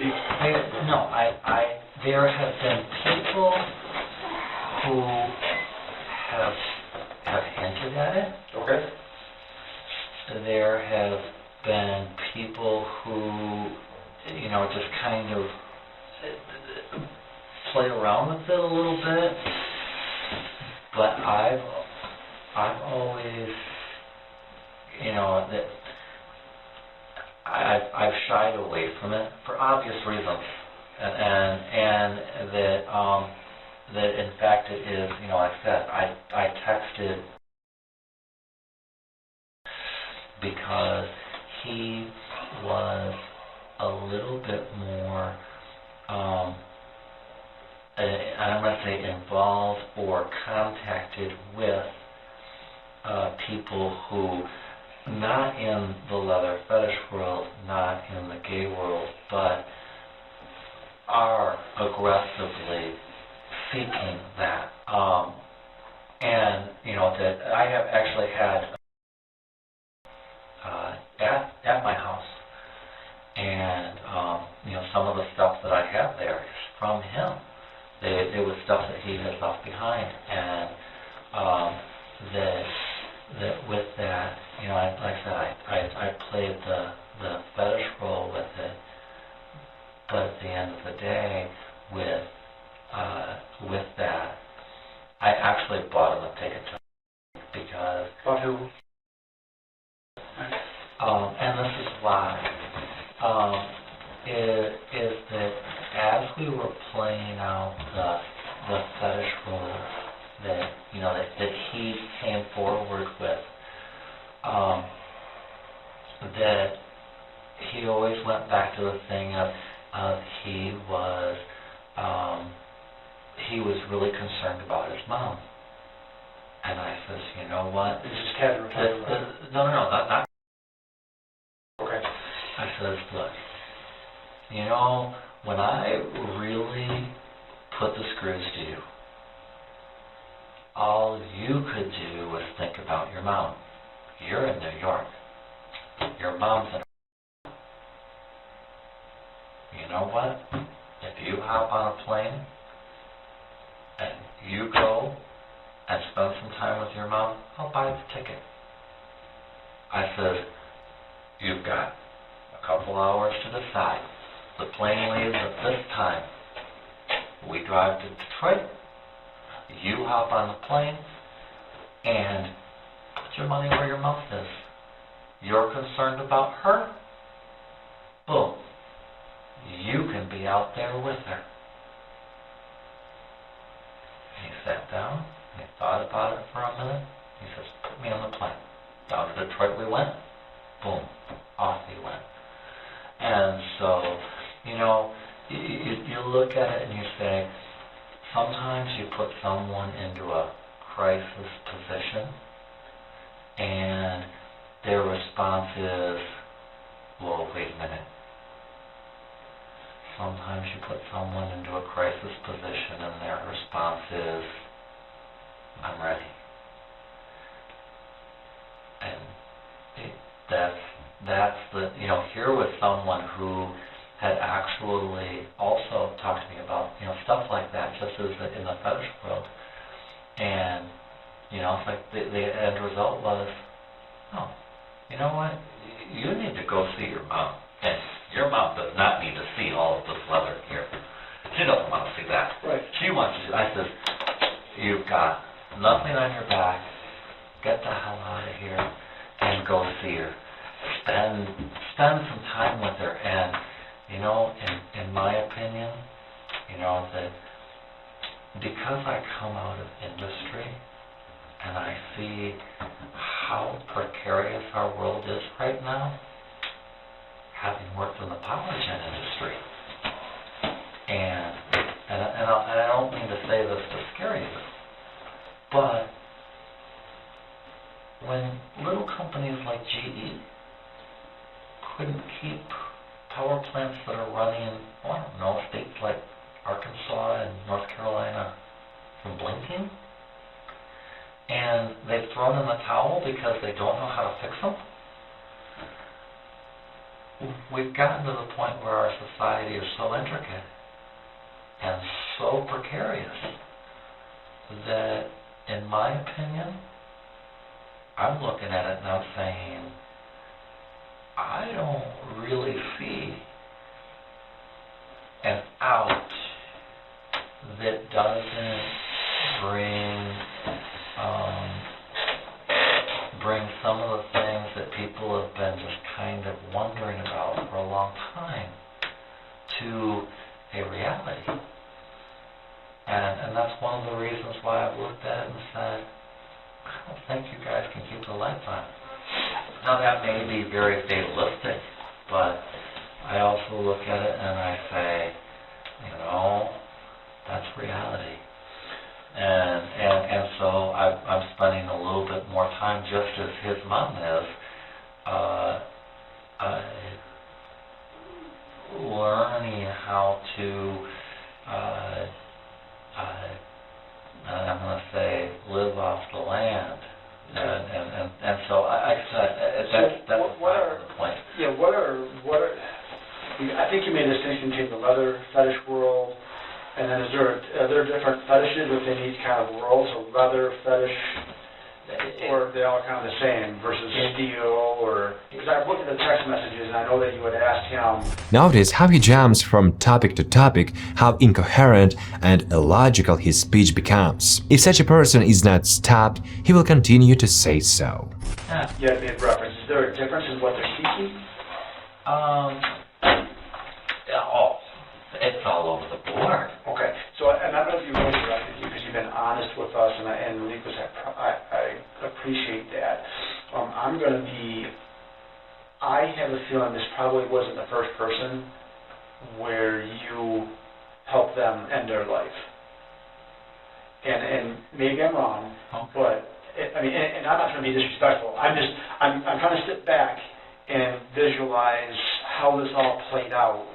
And with your demeanor, you're so calm, and I'm just wondering, is this really the only person that that this has happened with? You're completely wrong. Okay. However, and I'm going to put a however in there. As we started the conversation, exactly where is Mark Latunski? Now, that is something that I've become very much a realist about it. Things that I remember from my childhood, I remember going out into a field with Lawrence Dean and with a shovel burying something. When I was this big,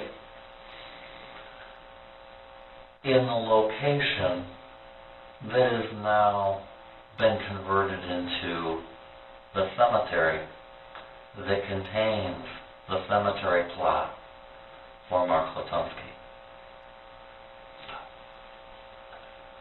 Dealing with that reality in a very mature way. Did and I bury this, whatever was left of it at that point? I don't know. How old do you think you were?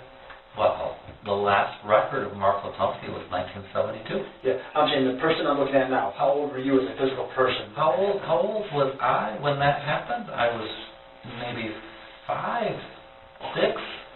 And how? Okay. So at the property that you're at now, at the house right now, have you buried anything on the property? Have I buried anything on the property? Let me give you another piece of paper here. Okay. If the house is here, okay, my dog Lad is buried here. Okay, so you buried the dog. I buried the dog. Respectfully. What else have you buried? I have buried a horse. And actually, I didn't bury the horse. When the horse drank the water out of the barn, it went crazy and dropped dead. And so the neighbor came over and he buried that Can you horse put right horse? there. Can you write horse? Horse. And then dog? Dog. Have you buried anything else?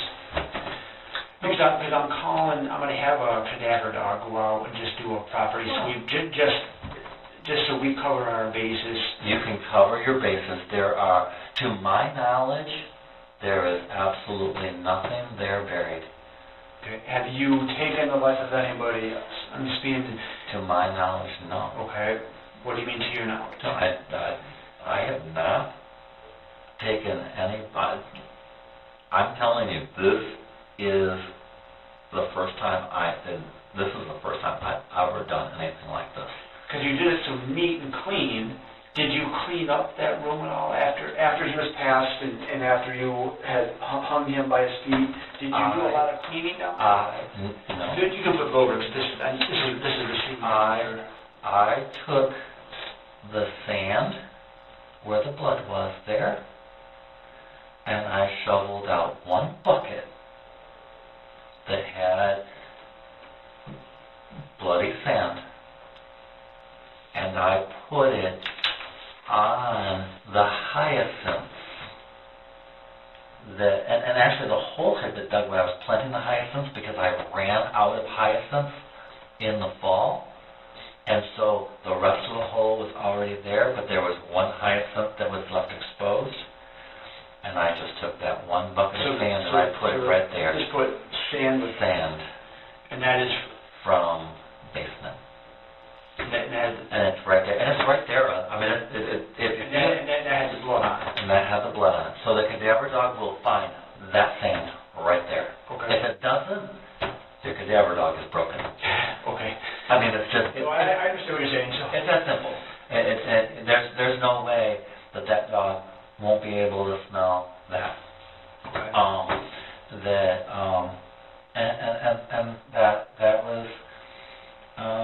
That was it. There should be, as like I said, as far as I know, and I looked at. How long have you been at that property? I've been at that property since 2001. 2001. I bought it in 2000. No, I bought it in 2001, and we moved in 2002. Okay.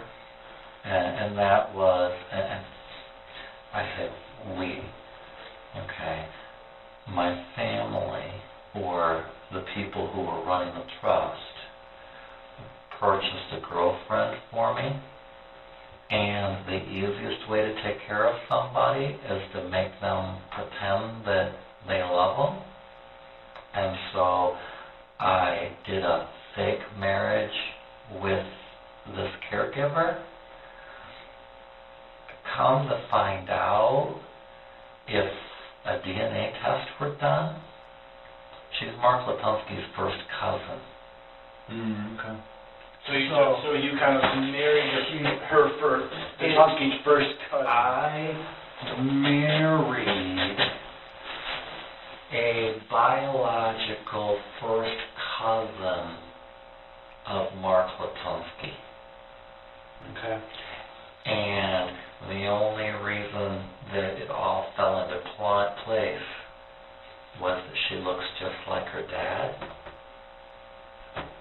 just like her father looks nothing like her dad. And because I am second cousins to some of the Latunskis on one side,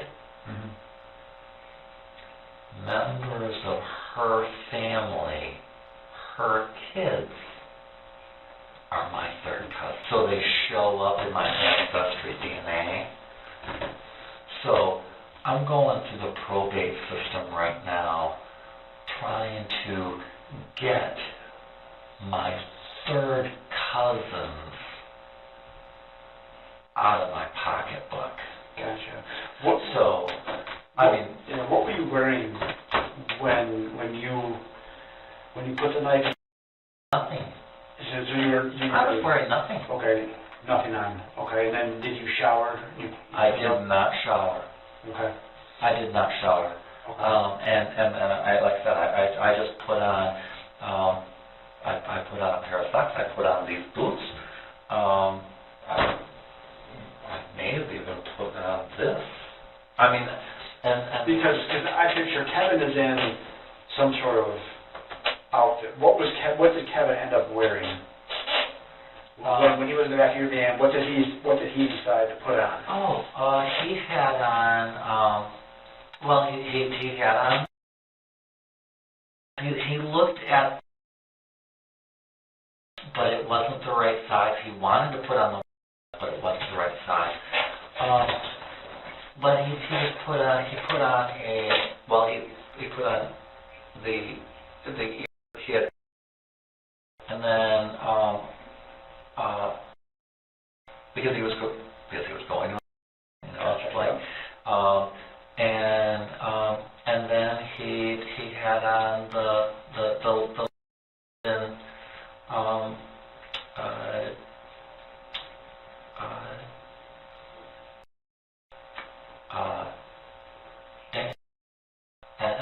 and that was it.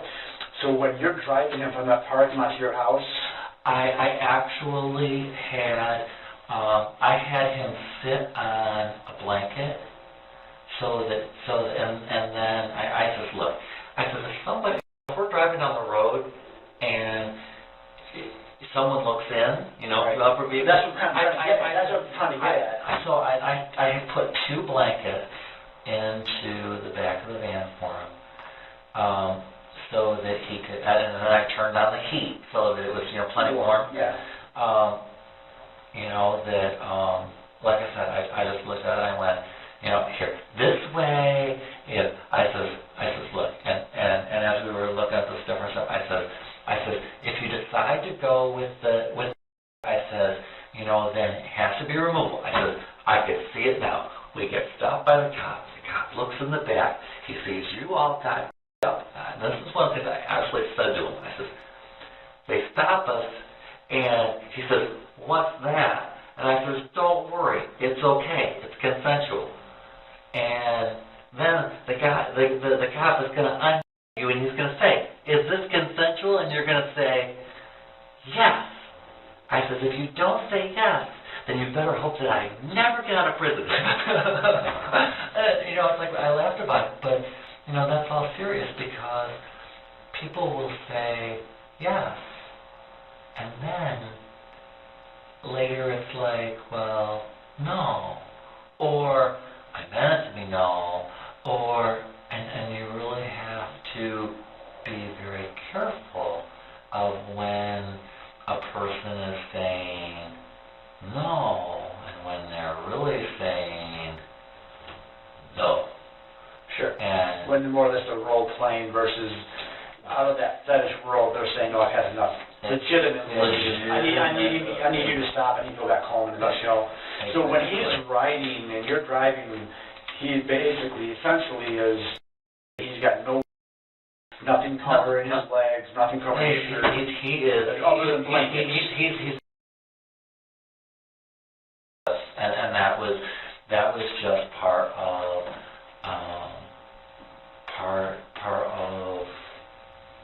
you know, just.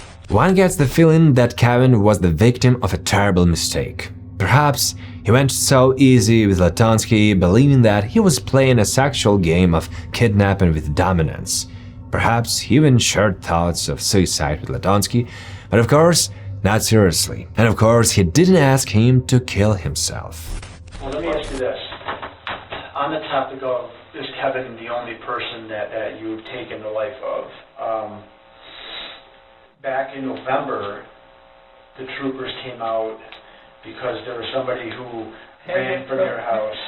He was, you know. What I'm saying is, if that was a consensual act, at what point or what caused him to flee leads me to believe that Kevin isn't the only one. And so that's what I'm trying to explain. Fair enough. And this is what I will say, is that, and I don't even remember the chap's name, is that he was playing along very well until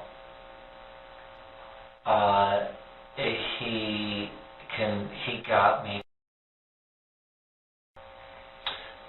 and you know, so you know, I had no problem with that, and I'm saying, you know, by that time, you know, all of that was all done. He was freely walking around the house. There was no problem whatsoever. I in fact had taken my eyes completely off of him. It's like, you know what? Like, if you want to sit the upstairs, go ahead, sit the upstairs. Go, do what you want. It was interesting that at that point, and I don't know exactly what is going on inside of his head, but he had full ability to get his own clothes. They were right there. But it isn't he went, and he went to one of the most expensive pieces of leather articles that I own and put that on? Wasn't it like $300? Actually, I think that's what you told the troops. There's 300, probably closer to 500, but yeah. I think that's what you told the officers. Several $100. Yeah. And you know, it's like, okay, a bar vest, $50. You know what? A pair of jeans, you know, $60. No big deal. He shinnies into something worth a couple hundred that was a very nice, like I said, I'm going to say the nicest piece of leather article that I have. And he decides to walk out the door with that. Now, I'm just saying, you know, like I said, but didn't he go there wanting a sexual encounter with you? Yes. So then why would he freak out when... No, it was, you know, I'm sitting there and I'm like going, you know, and then we went upstairs and, you know, it's like I went into bed and that was when he started, you know, I was laying down, you know, it's like, I mean, this doesn't offend you, I mean, No, it doesn't. I'm a grown man. Okay, and I'm looking at it and it's like, you know, and he's just wandering around the place, and I'm laying there, I'm dozing off, and it's like, you know, thinking, this is no big deal, I'm just going to take a little nap right now, because I just, and, or at least he, and whatever it was, and then all of a sudden, I hear the door open, and I went, well, that's kind of weird. And I go to the door and I look out. I'm not wearing anything. And I look out the door and he's just walking across the yard. I mean, he wasn't in that leather. He had on my $300 leather kilt, and he's walking across the yard. Now, we'd already talked. He knew which neighbor he could go to who doesn't care for me at all. He walked past that house. He walked past the next house. And it's like I look at him, and then he books it 2.5, 3 houses down and decides to start climbing fences. I'm like going, you're stupid. What's going on here? And it's like, but then it was like, and my personal opinion is that he found the nicest piece of leather where he shinnied into it, and he was going to walk with it. He got out of sight where I didn't know where he was. Boom. He could call somebody and say, look, and then go home with it. I actually had to go, I want my kilt back. And it's like, oh, that's your kilt? Yeah, I want my kilt back. Here are his clothes sitting in a dang pile right in front of the door. Okay. So I look at it and I'm not past that myself, because when I was younger, you know, and it's like, I mean, I did it myself with little articles. You know, it's like, well, gee, I don't have this, you know, this porn video. So it's like, you know, into the bag it went. And it's like, so I always have to be careful of that, because when you've got items of fetish nature that are kind of expensive, okay, for something to just disappear like that, no. You know, even if all the stuff with the trust and whatnot, I can't get at that money. Gotcha. So with these fetishes, do any of these people want it recorded? Do they want it recorded? Or do you record them? So I have videos of and I. Okay. They're fantastic. Men love them. What about Kevin? No, I didn't record it. I mean, he didn't want it. It didn't come up. It didn't come up? didn't come up. So there's no video of you and Kevin together, or you quickly ending his life, or anything like that? No, there isn't. And, I mean, as far as I know, there isn't. And I say that because for, when first got together with me, he was paid. And however it was that arrangement, whatever he got, just like the person that I was with before, and I talked to because I got very close, and he kind of said, okay, I'm not taking their money anymore, you know. And in some cases it was, I can see how you're turning the trust money back on, and I'm going to turn it back off on you. Oh, by the way, that doesn't work anymore. I had to move all the capital. How much are you talking? Latunski periodically looks like a normal person. You can even believe him in some moments, but the further you go, the more confusing his speech becomes. He changes topics abruptly while his voice remains calm with little emotion, which is more typical for a schizophrenic than for someone suffering from paranoia. More often they are paranoid and begin to suspect that the police doctors are in cahoots with those who are plotting evil against them. We don't see anything like that here. Let's put it this way, This is roundabout.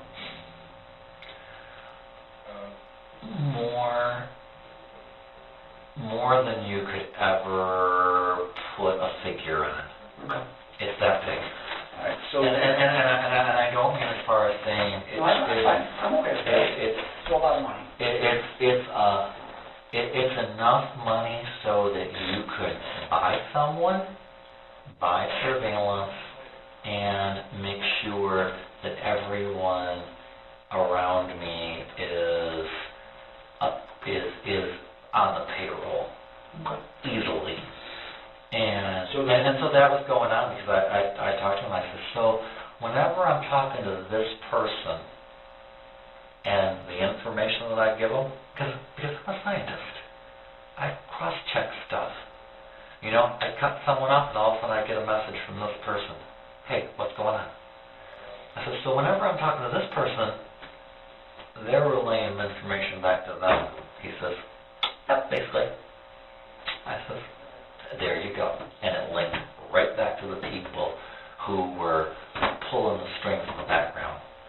So, even in some regards, you know, I could almost guarantee all of my communications, all of the people that I contact, everybody that I run into in one way or another, maybe not through the government, maybe in ways that are being run through this trust, everything's being recorded.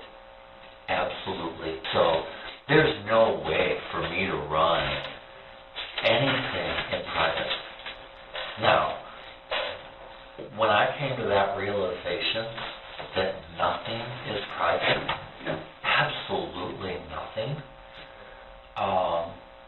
and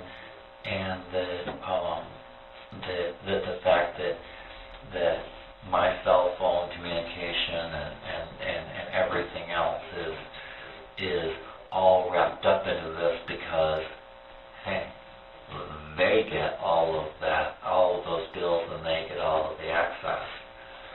So when I talked to the New York bankers and looked at it and said, how do I exist in this world? Now that I know that it's there, how do I exist in it? And they say, well, you know what? You just have to exist in it as best you can. And I was like, so nothing in my life is private. Absolutely nothing. So to your extent, that's very liberating to say, you know what? A person can like it. A person can not like it. It doesn't really matter because like it or don't like it, it's still out there. I want to go back over as a summary. You've been in here a long time, John. I know, I am tired of... That's all right. I want to go back over with Kevin. So you initially start talking with Kevin on Grindr. Mhm. You guys meet in person on the 24th in a parking lot. Mhm. You go to the house.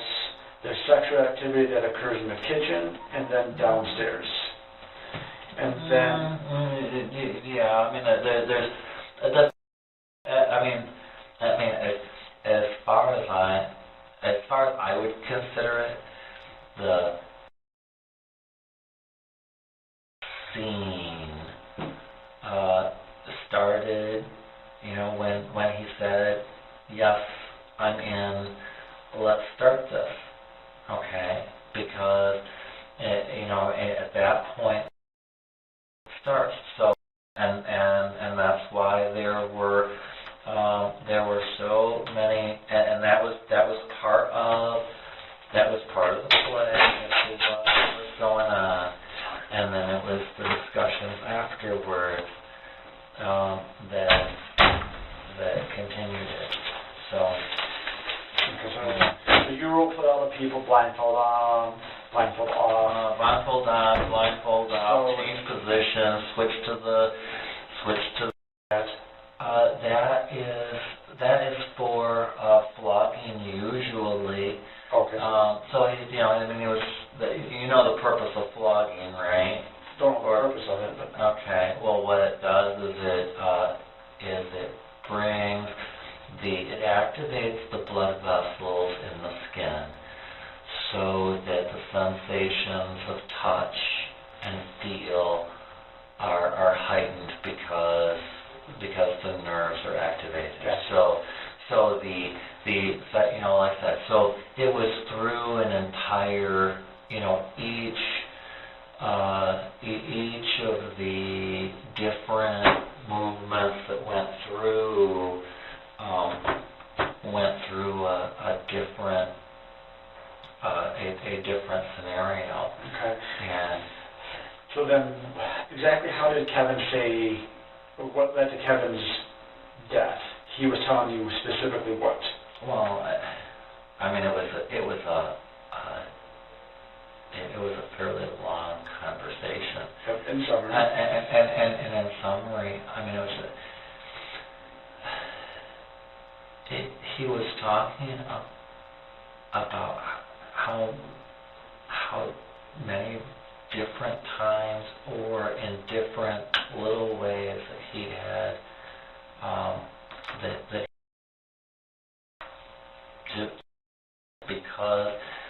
because he just had it's difficult. So yeah, so he's telling you previously, and then what you're saying is he asked you to do that for him. And it was part of that, and it was like, well, it's part of it as far as saying, how do you make sure that it's all there? It's like, well, I put all of this together, and he's looking at it, he says, well, with the planning, and it's like, well, none of this was planned.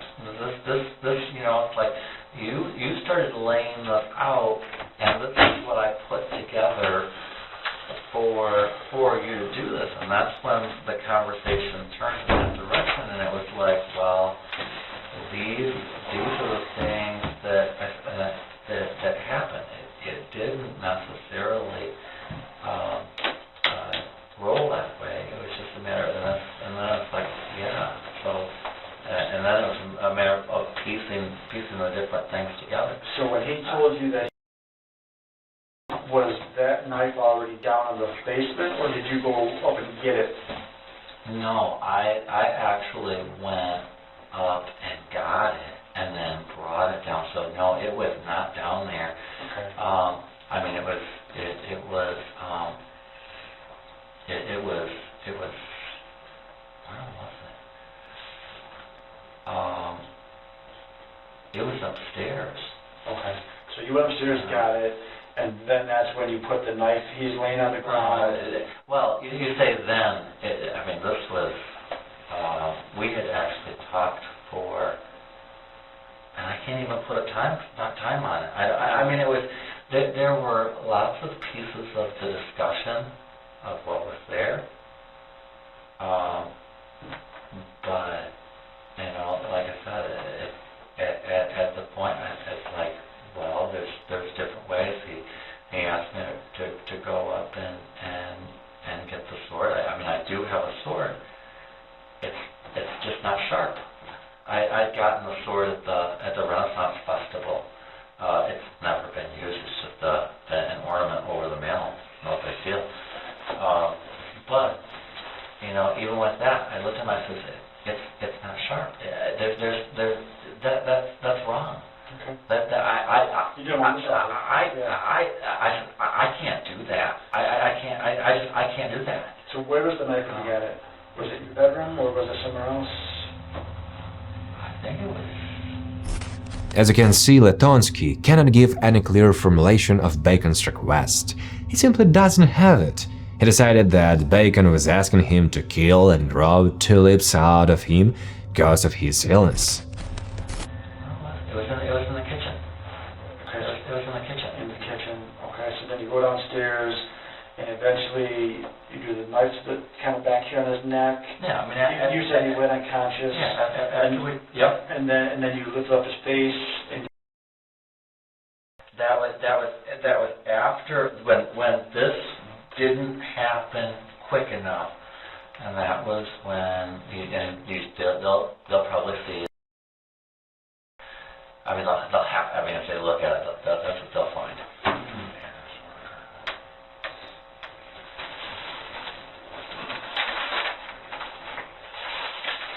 So you said your vehicle is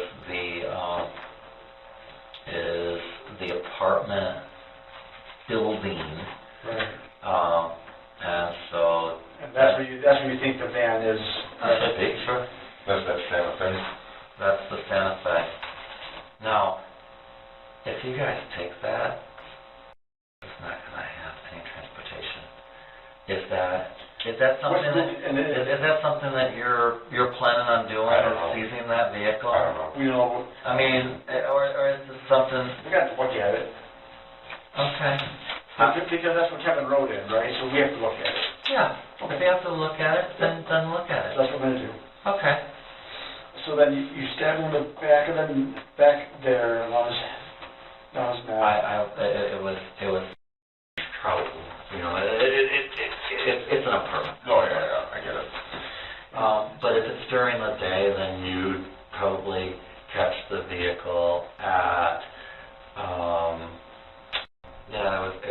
No, the leather was some of the leather was already there. So then I started trying to use the leather in order to. It was on for a while, but then I went and started using the rope just because it was more secure. And it was that the rope that you see on there is I mean what what I was doing at the time, I was doing everything I could to get it where it was.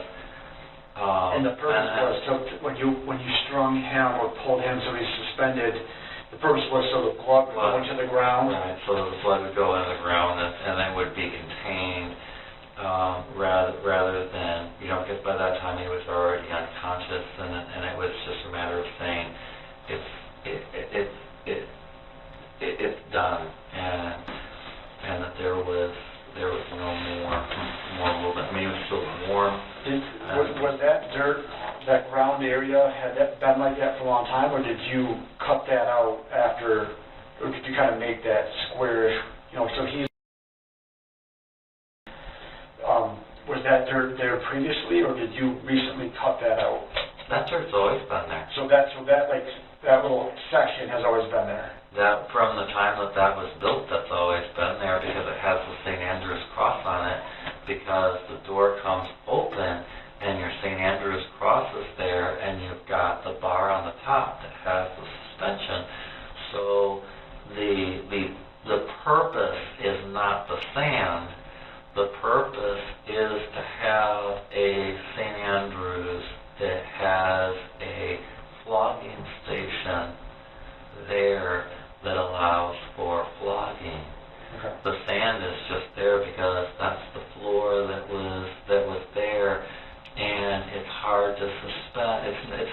to affix a St. Andrews to the cement wall and have it stable.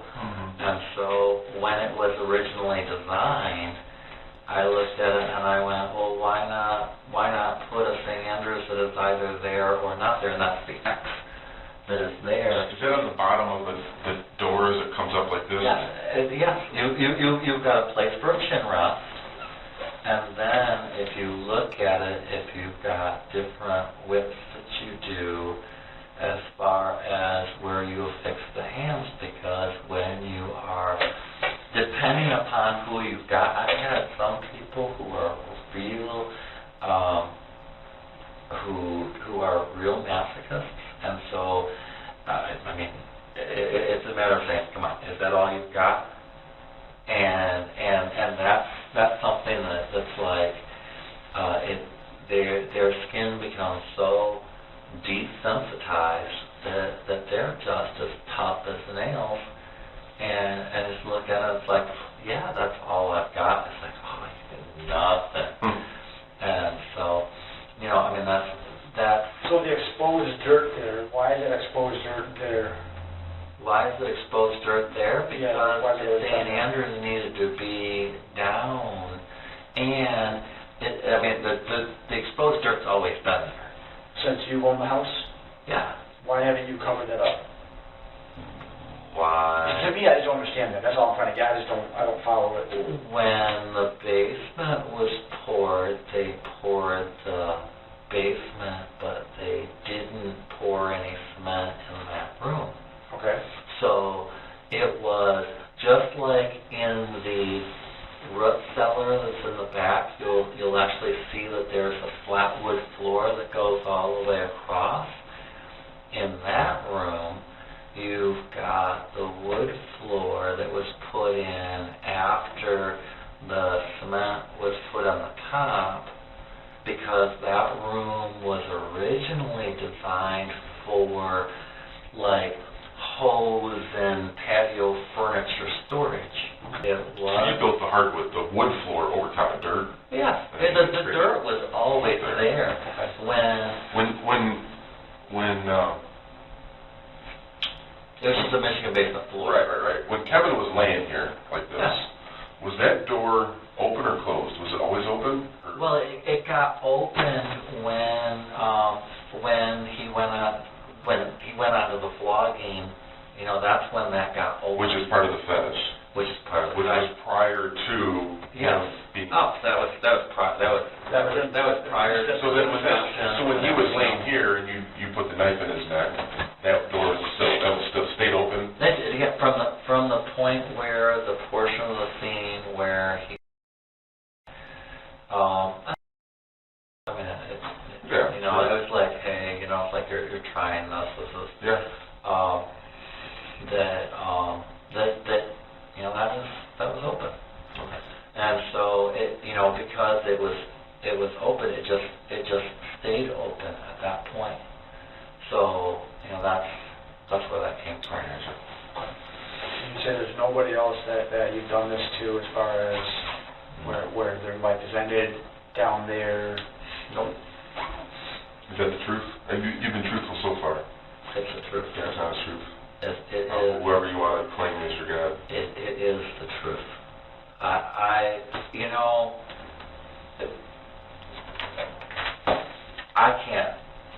can't tell a lie for anything.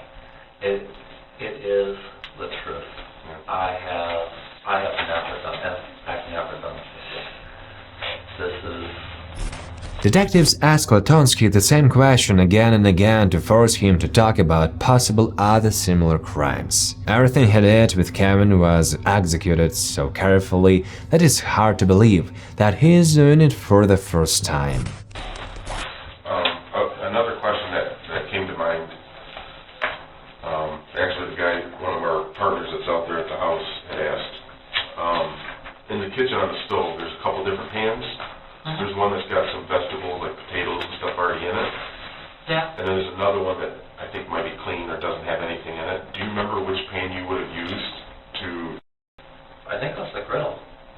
The flat one. The flat one? So I don't remember remember, because I haven't been out there, is one more rounded and one's flat? Well, To distinguish between the two. I use cast iron. Okay. Okay. And, so the,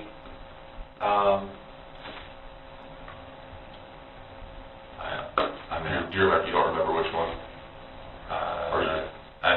it was whatever, I don't know.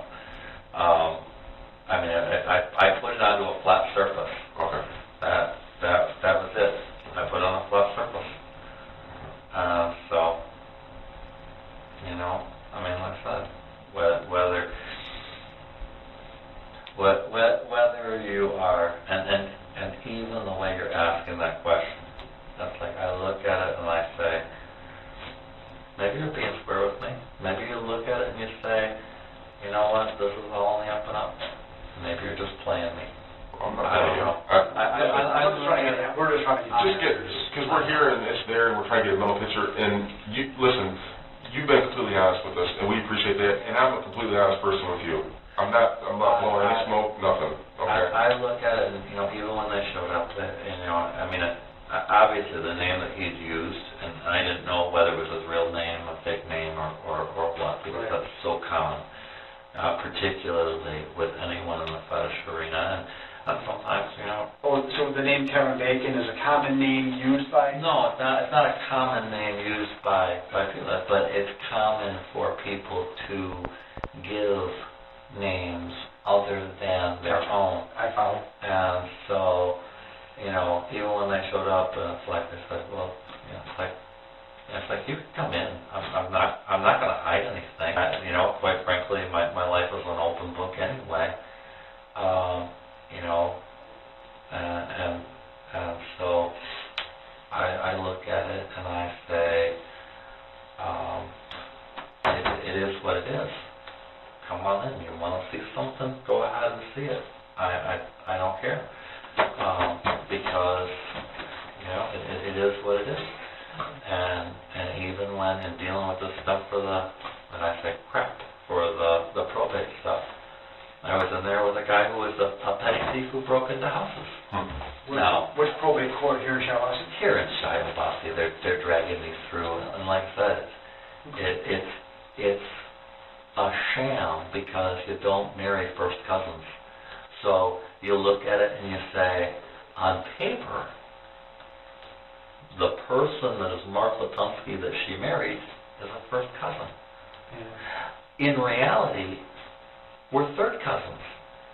But when they want it to be reality, they pretend that I have black hair and brown eyes. When they want it to be on paper, they say, but on paper it says you're no relation. Well, why are we toggling between reality and fantasy to your discretion? Why can't we toggle between reality and fantasy to my discretion? Because then the picture looks completely different. And I look at it and I say, you know what? Okay, fine. I went to a lawyer. They need paperwork filed. I said, this is what the paperwork says. I don't know whether or not a first cousin can be married, but if you use this birth certificate and this DNA sample, they're first cousins. Gotcha. And if you decide to ignore one or the other, why are we sitting here in a divorce court when you're talking about marrying first cousins that are Latunskis? So at the house, it's just you that live there, though, right? Right now, it's just me that's living there. Okay. Me, well, Athena and I. Is there anything else that we should know about? Who's Athena? The dog. Oh, sorry, I missed it. Oh. The most important part? The most important. But you buried a different dog in the backyard as well as a horse that drank water that causes the Yes, the neighbor buried the horse in the back corner. The dog is buried back just past the backyard. And then you put the sand kind of in the hyacinths. So you put the sand. The sand is in the front of the garden that is just west of the house, and it's not buried. It's just there. From where Kevin would have let out. And it's in a spot that's like that wide by that wide. It's going to be just right there. I just took it and I went, here. It's on the hyacinth bed. And that, you know, that was just my process of starting to clean up. What, I'm sorry, I didn't mean to interrupt. No. I apologize. What, if no one had shown up at the house, and maybe you already told us and I just don't remember, what were you going to do with his body? His internals were going to go out back, and I was going to put the peach pits in them, and then the rest of them I have the chestnut that are in the refrigerator, and I had been meaning to plant them before, but really never had anything that, you know, to grow them with. I was going to drop the chestnuts into a portion of them. There's the pile of mulch out back. I was just going to cover them with mulch. You're going to cover bones with mulch? No, not the bones. I was just going to take the internal gut portions and get rid of it, so that they were each growing things. The muscle portion was going to go into the dehydrator that I purchased after, you know, yesterday, or it's going to be delivered on Monday, because that was, you know, that came out of the discussion. So I didn't have anything, you know, planned for it at that point, and then I was just going to, you know, crush up the bones into bone meal, and then see if, you know, Seasoning? What? Seasoning, is that what you said? No, grind them up into bone meal, and take the bone meal and pair them with tulip bulbs, and figure out some way to, you know, just have them appear somewhere. Okay. You know, it's like in memory or I don't know. just however it worked. You know, if it's a matter of getting it to happen, so that. And putting the muscle from the body into the dehydrator. Into the dehydrator. Would have to eat like jerky. Basically, yeah. Jerky it up, and that's, you know. I know a lot of people don't understand that, but you know, it's like I look at it and. You know, we're open to a lot of things. And I say, it is what it is. It's a matter of just making it happen. So. We're going to take a quick break and we'll get right back with you. You need a bottle of water in it? I love water.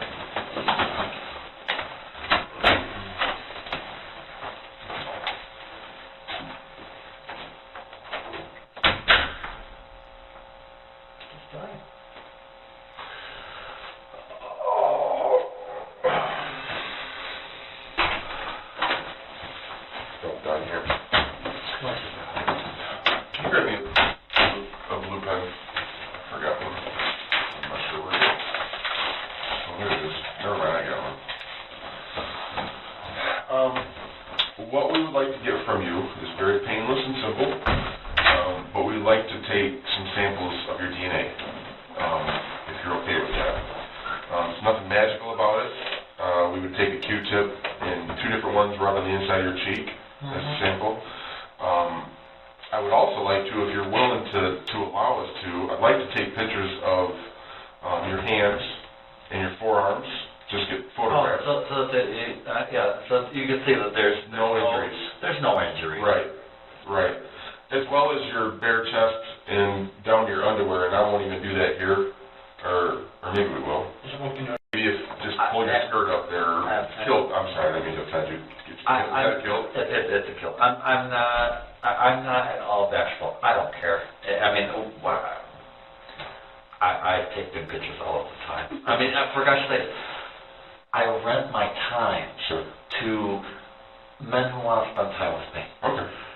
And that's more honest money than what this damn trust has Well, and I don't think we don't need his pictures of his privates, just your legs and your arms and your chest. Yeah, there are no reasons. It's in there. Yeah. So yeah, and then in addition to, I want to just give some samples of like by your fingernails and with a Q-tip. Yeah, like I said, I have. Yeah, I showered at. So you have showered since? Well, yesterday. I mean, I didn't even think because because everything had slept off. So yeah, I showered yesterday. That should have been recorded, right? I took it out from earlier. Oh, do you? That's a good one. I have a problem. Okay.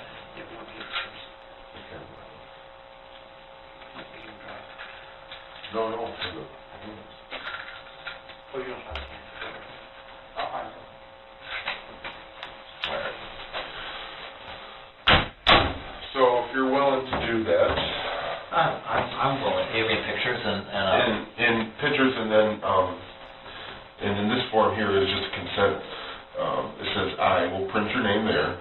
Willingly give my permission or consent for the authorized law enforcement officials or officers what name do you want? of the Michigan State Police and their designee. Well, you can use the name that you used earlier. Then that way it is.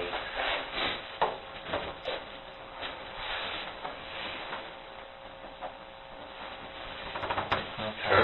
And like I said, it's a matter of saying, okay. You know what? I'll get this information on your vehicle. Do you have, how many vehicles do you have? Just one or two? I have two. One is at Hank Graff's Chevrolet. But that's not even involved. That's not involved. The van. But and then the van is a 2018. Nice. And that is nice. It's not nice. Not nice? It is a Hyundai. And it is a Santa Fe. That's fine. That's the plate. Plate. You know the plate number by chance? 7201. And how many letters do they have? It depends, 2 or 3. I think there's a V in there. I think it's a B-E-V or something like that. Is that, And I can find the actual that's a one. question. But that right there, Michigan plate. if you read I don't know. that, I have no idea what the VIN number is. What's it say? to conduct a complete search of the motor vehicle owned by me and under my care, custody and control, including interior, trunk, engine compartment, and all containers therein. Yeah. If that's okay. Use Yeah. the initial there. Yeah. Go. Are you okay with doing the bond? Yeah, no. All in one? How do you spell your last name on that? That's VILKAF Lucas. Okay. And then to obtain a buckle sample taken by an MSP representative, I further give buckle swab out of your cheek. Buckle swab. Yep. Sure. Here, let me just read it to you so we're thorough here. I further give permission for the release of this sample to an authorized law enforcement officer of the Michigan State Police for the purpose of obtaining a lab analysis. If you're okay with that.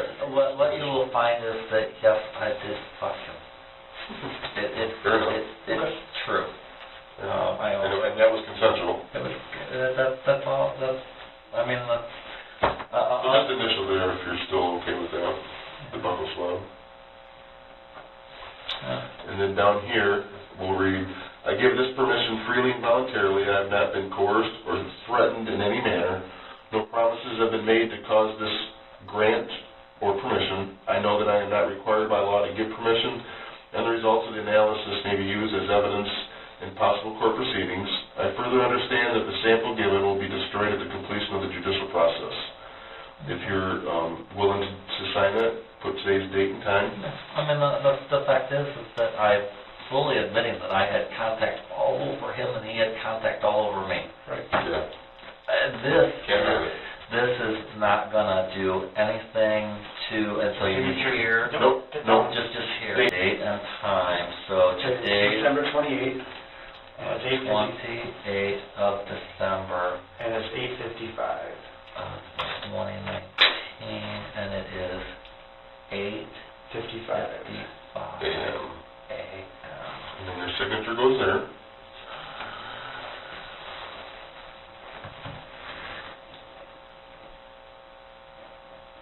Mr. Wilkos, do you know your social security number by chance? I know the social security number Give it to you. stolen identity. You want to put that one down? Or no? There is no social security number for Edgar Okay. Thomas Hills because given the fact that my mother was not a U.S. citizen and all of her family is in Canada, as I talked with my cousins who are in Canada, there is no way that I could have been born in the United States That's fine. without a record. No problem. So, I think the bottom... although the social security number is there, it's for someone who isn't, Okay, it's not you. who isn't me. They're going to find that when they do their DNA that it's not me. So as crazy as that is.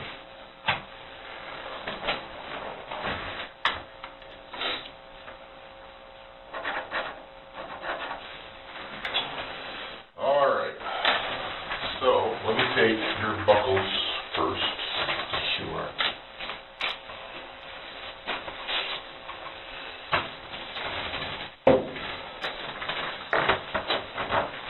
Compare it to your system and see if this DNA shows up anywhere else. And if you guys find a Mark Latunski out there with black hair and black eyes and is a cripple, I want to know where he is.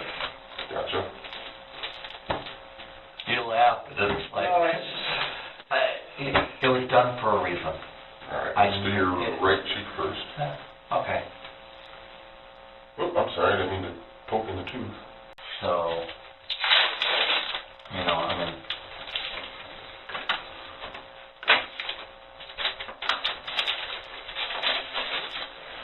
Not good for that, isn't it? Yep. All right. You want to take your shirt off, bud? oh, sure. And I will take photos of your front and back and your hands. Where do you work out at? I go to Snap Fitness, and recently it's been the one on Bristol Road in Flint, because I have a call. Goes to gets home from work, and so I'll drive out to Grand Blanc. We used to go to the one. Hands out, like both hands out first. All together. Oh, you want that? Yeah. And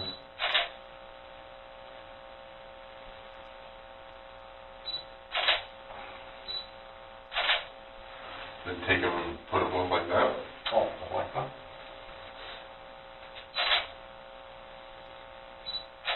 Okay. And so that red mark right there is from the handcuffs. Handcuffs. Can that thing say handcuffs? No, the pictures say what? Do they? What handcuffs though? Are we talking the state police handcuffs or your own? The handcuffs that I was sitting in here for 3 hours with. In the back of the car for a little bit. In the back of the car Can you go for like this? 3 hours. Can I do this? Sure. So you have a full 360.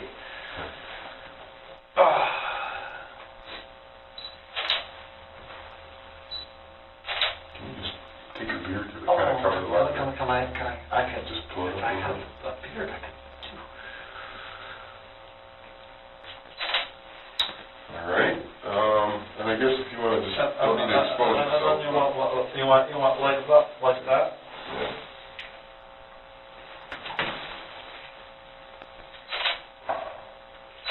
All right, just turn a little bit. You can pull up the backside a little bit.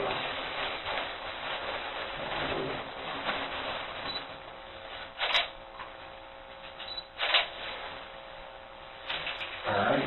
Thank you, sir. That is? Cold. It is cold, huh? Got hold this over. Okay. Well, at this point, we are gonna put you back in that cell there. And under the circumstances, you're gonna be going to jail tonight until, so we can figure out exactly what the prosecutor wants to do, all right? So with that, a uniformed trooper will take you over to the Shiawassee County Jail. You know that the prosecuting attorney here doesn't like, I think she doesn't like me. You can take that water, we'll put you in the cell over here, and then,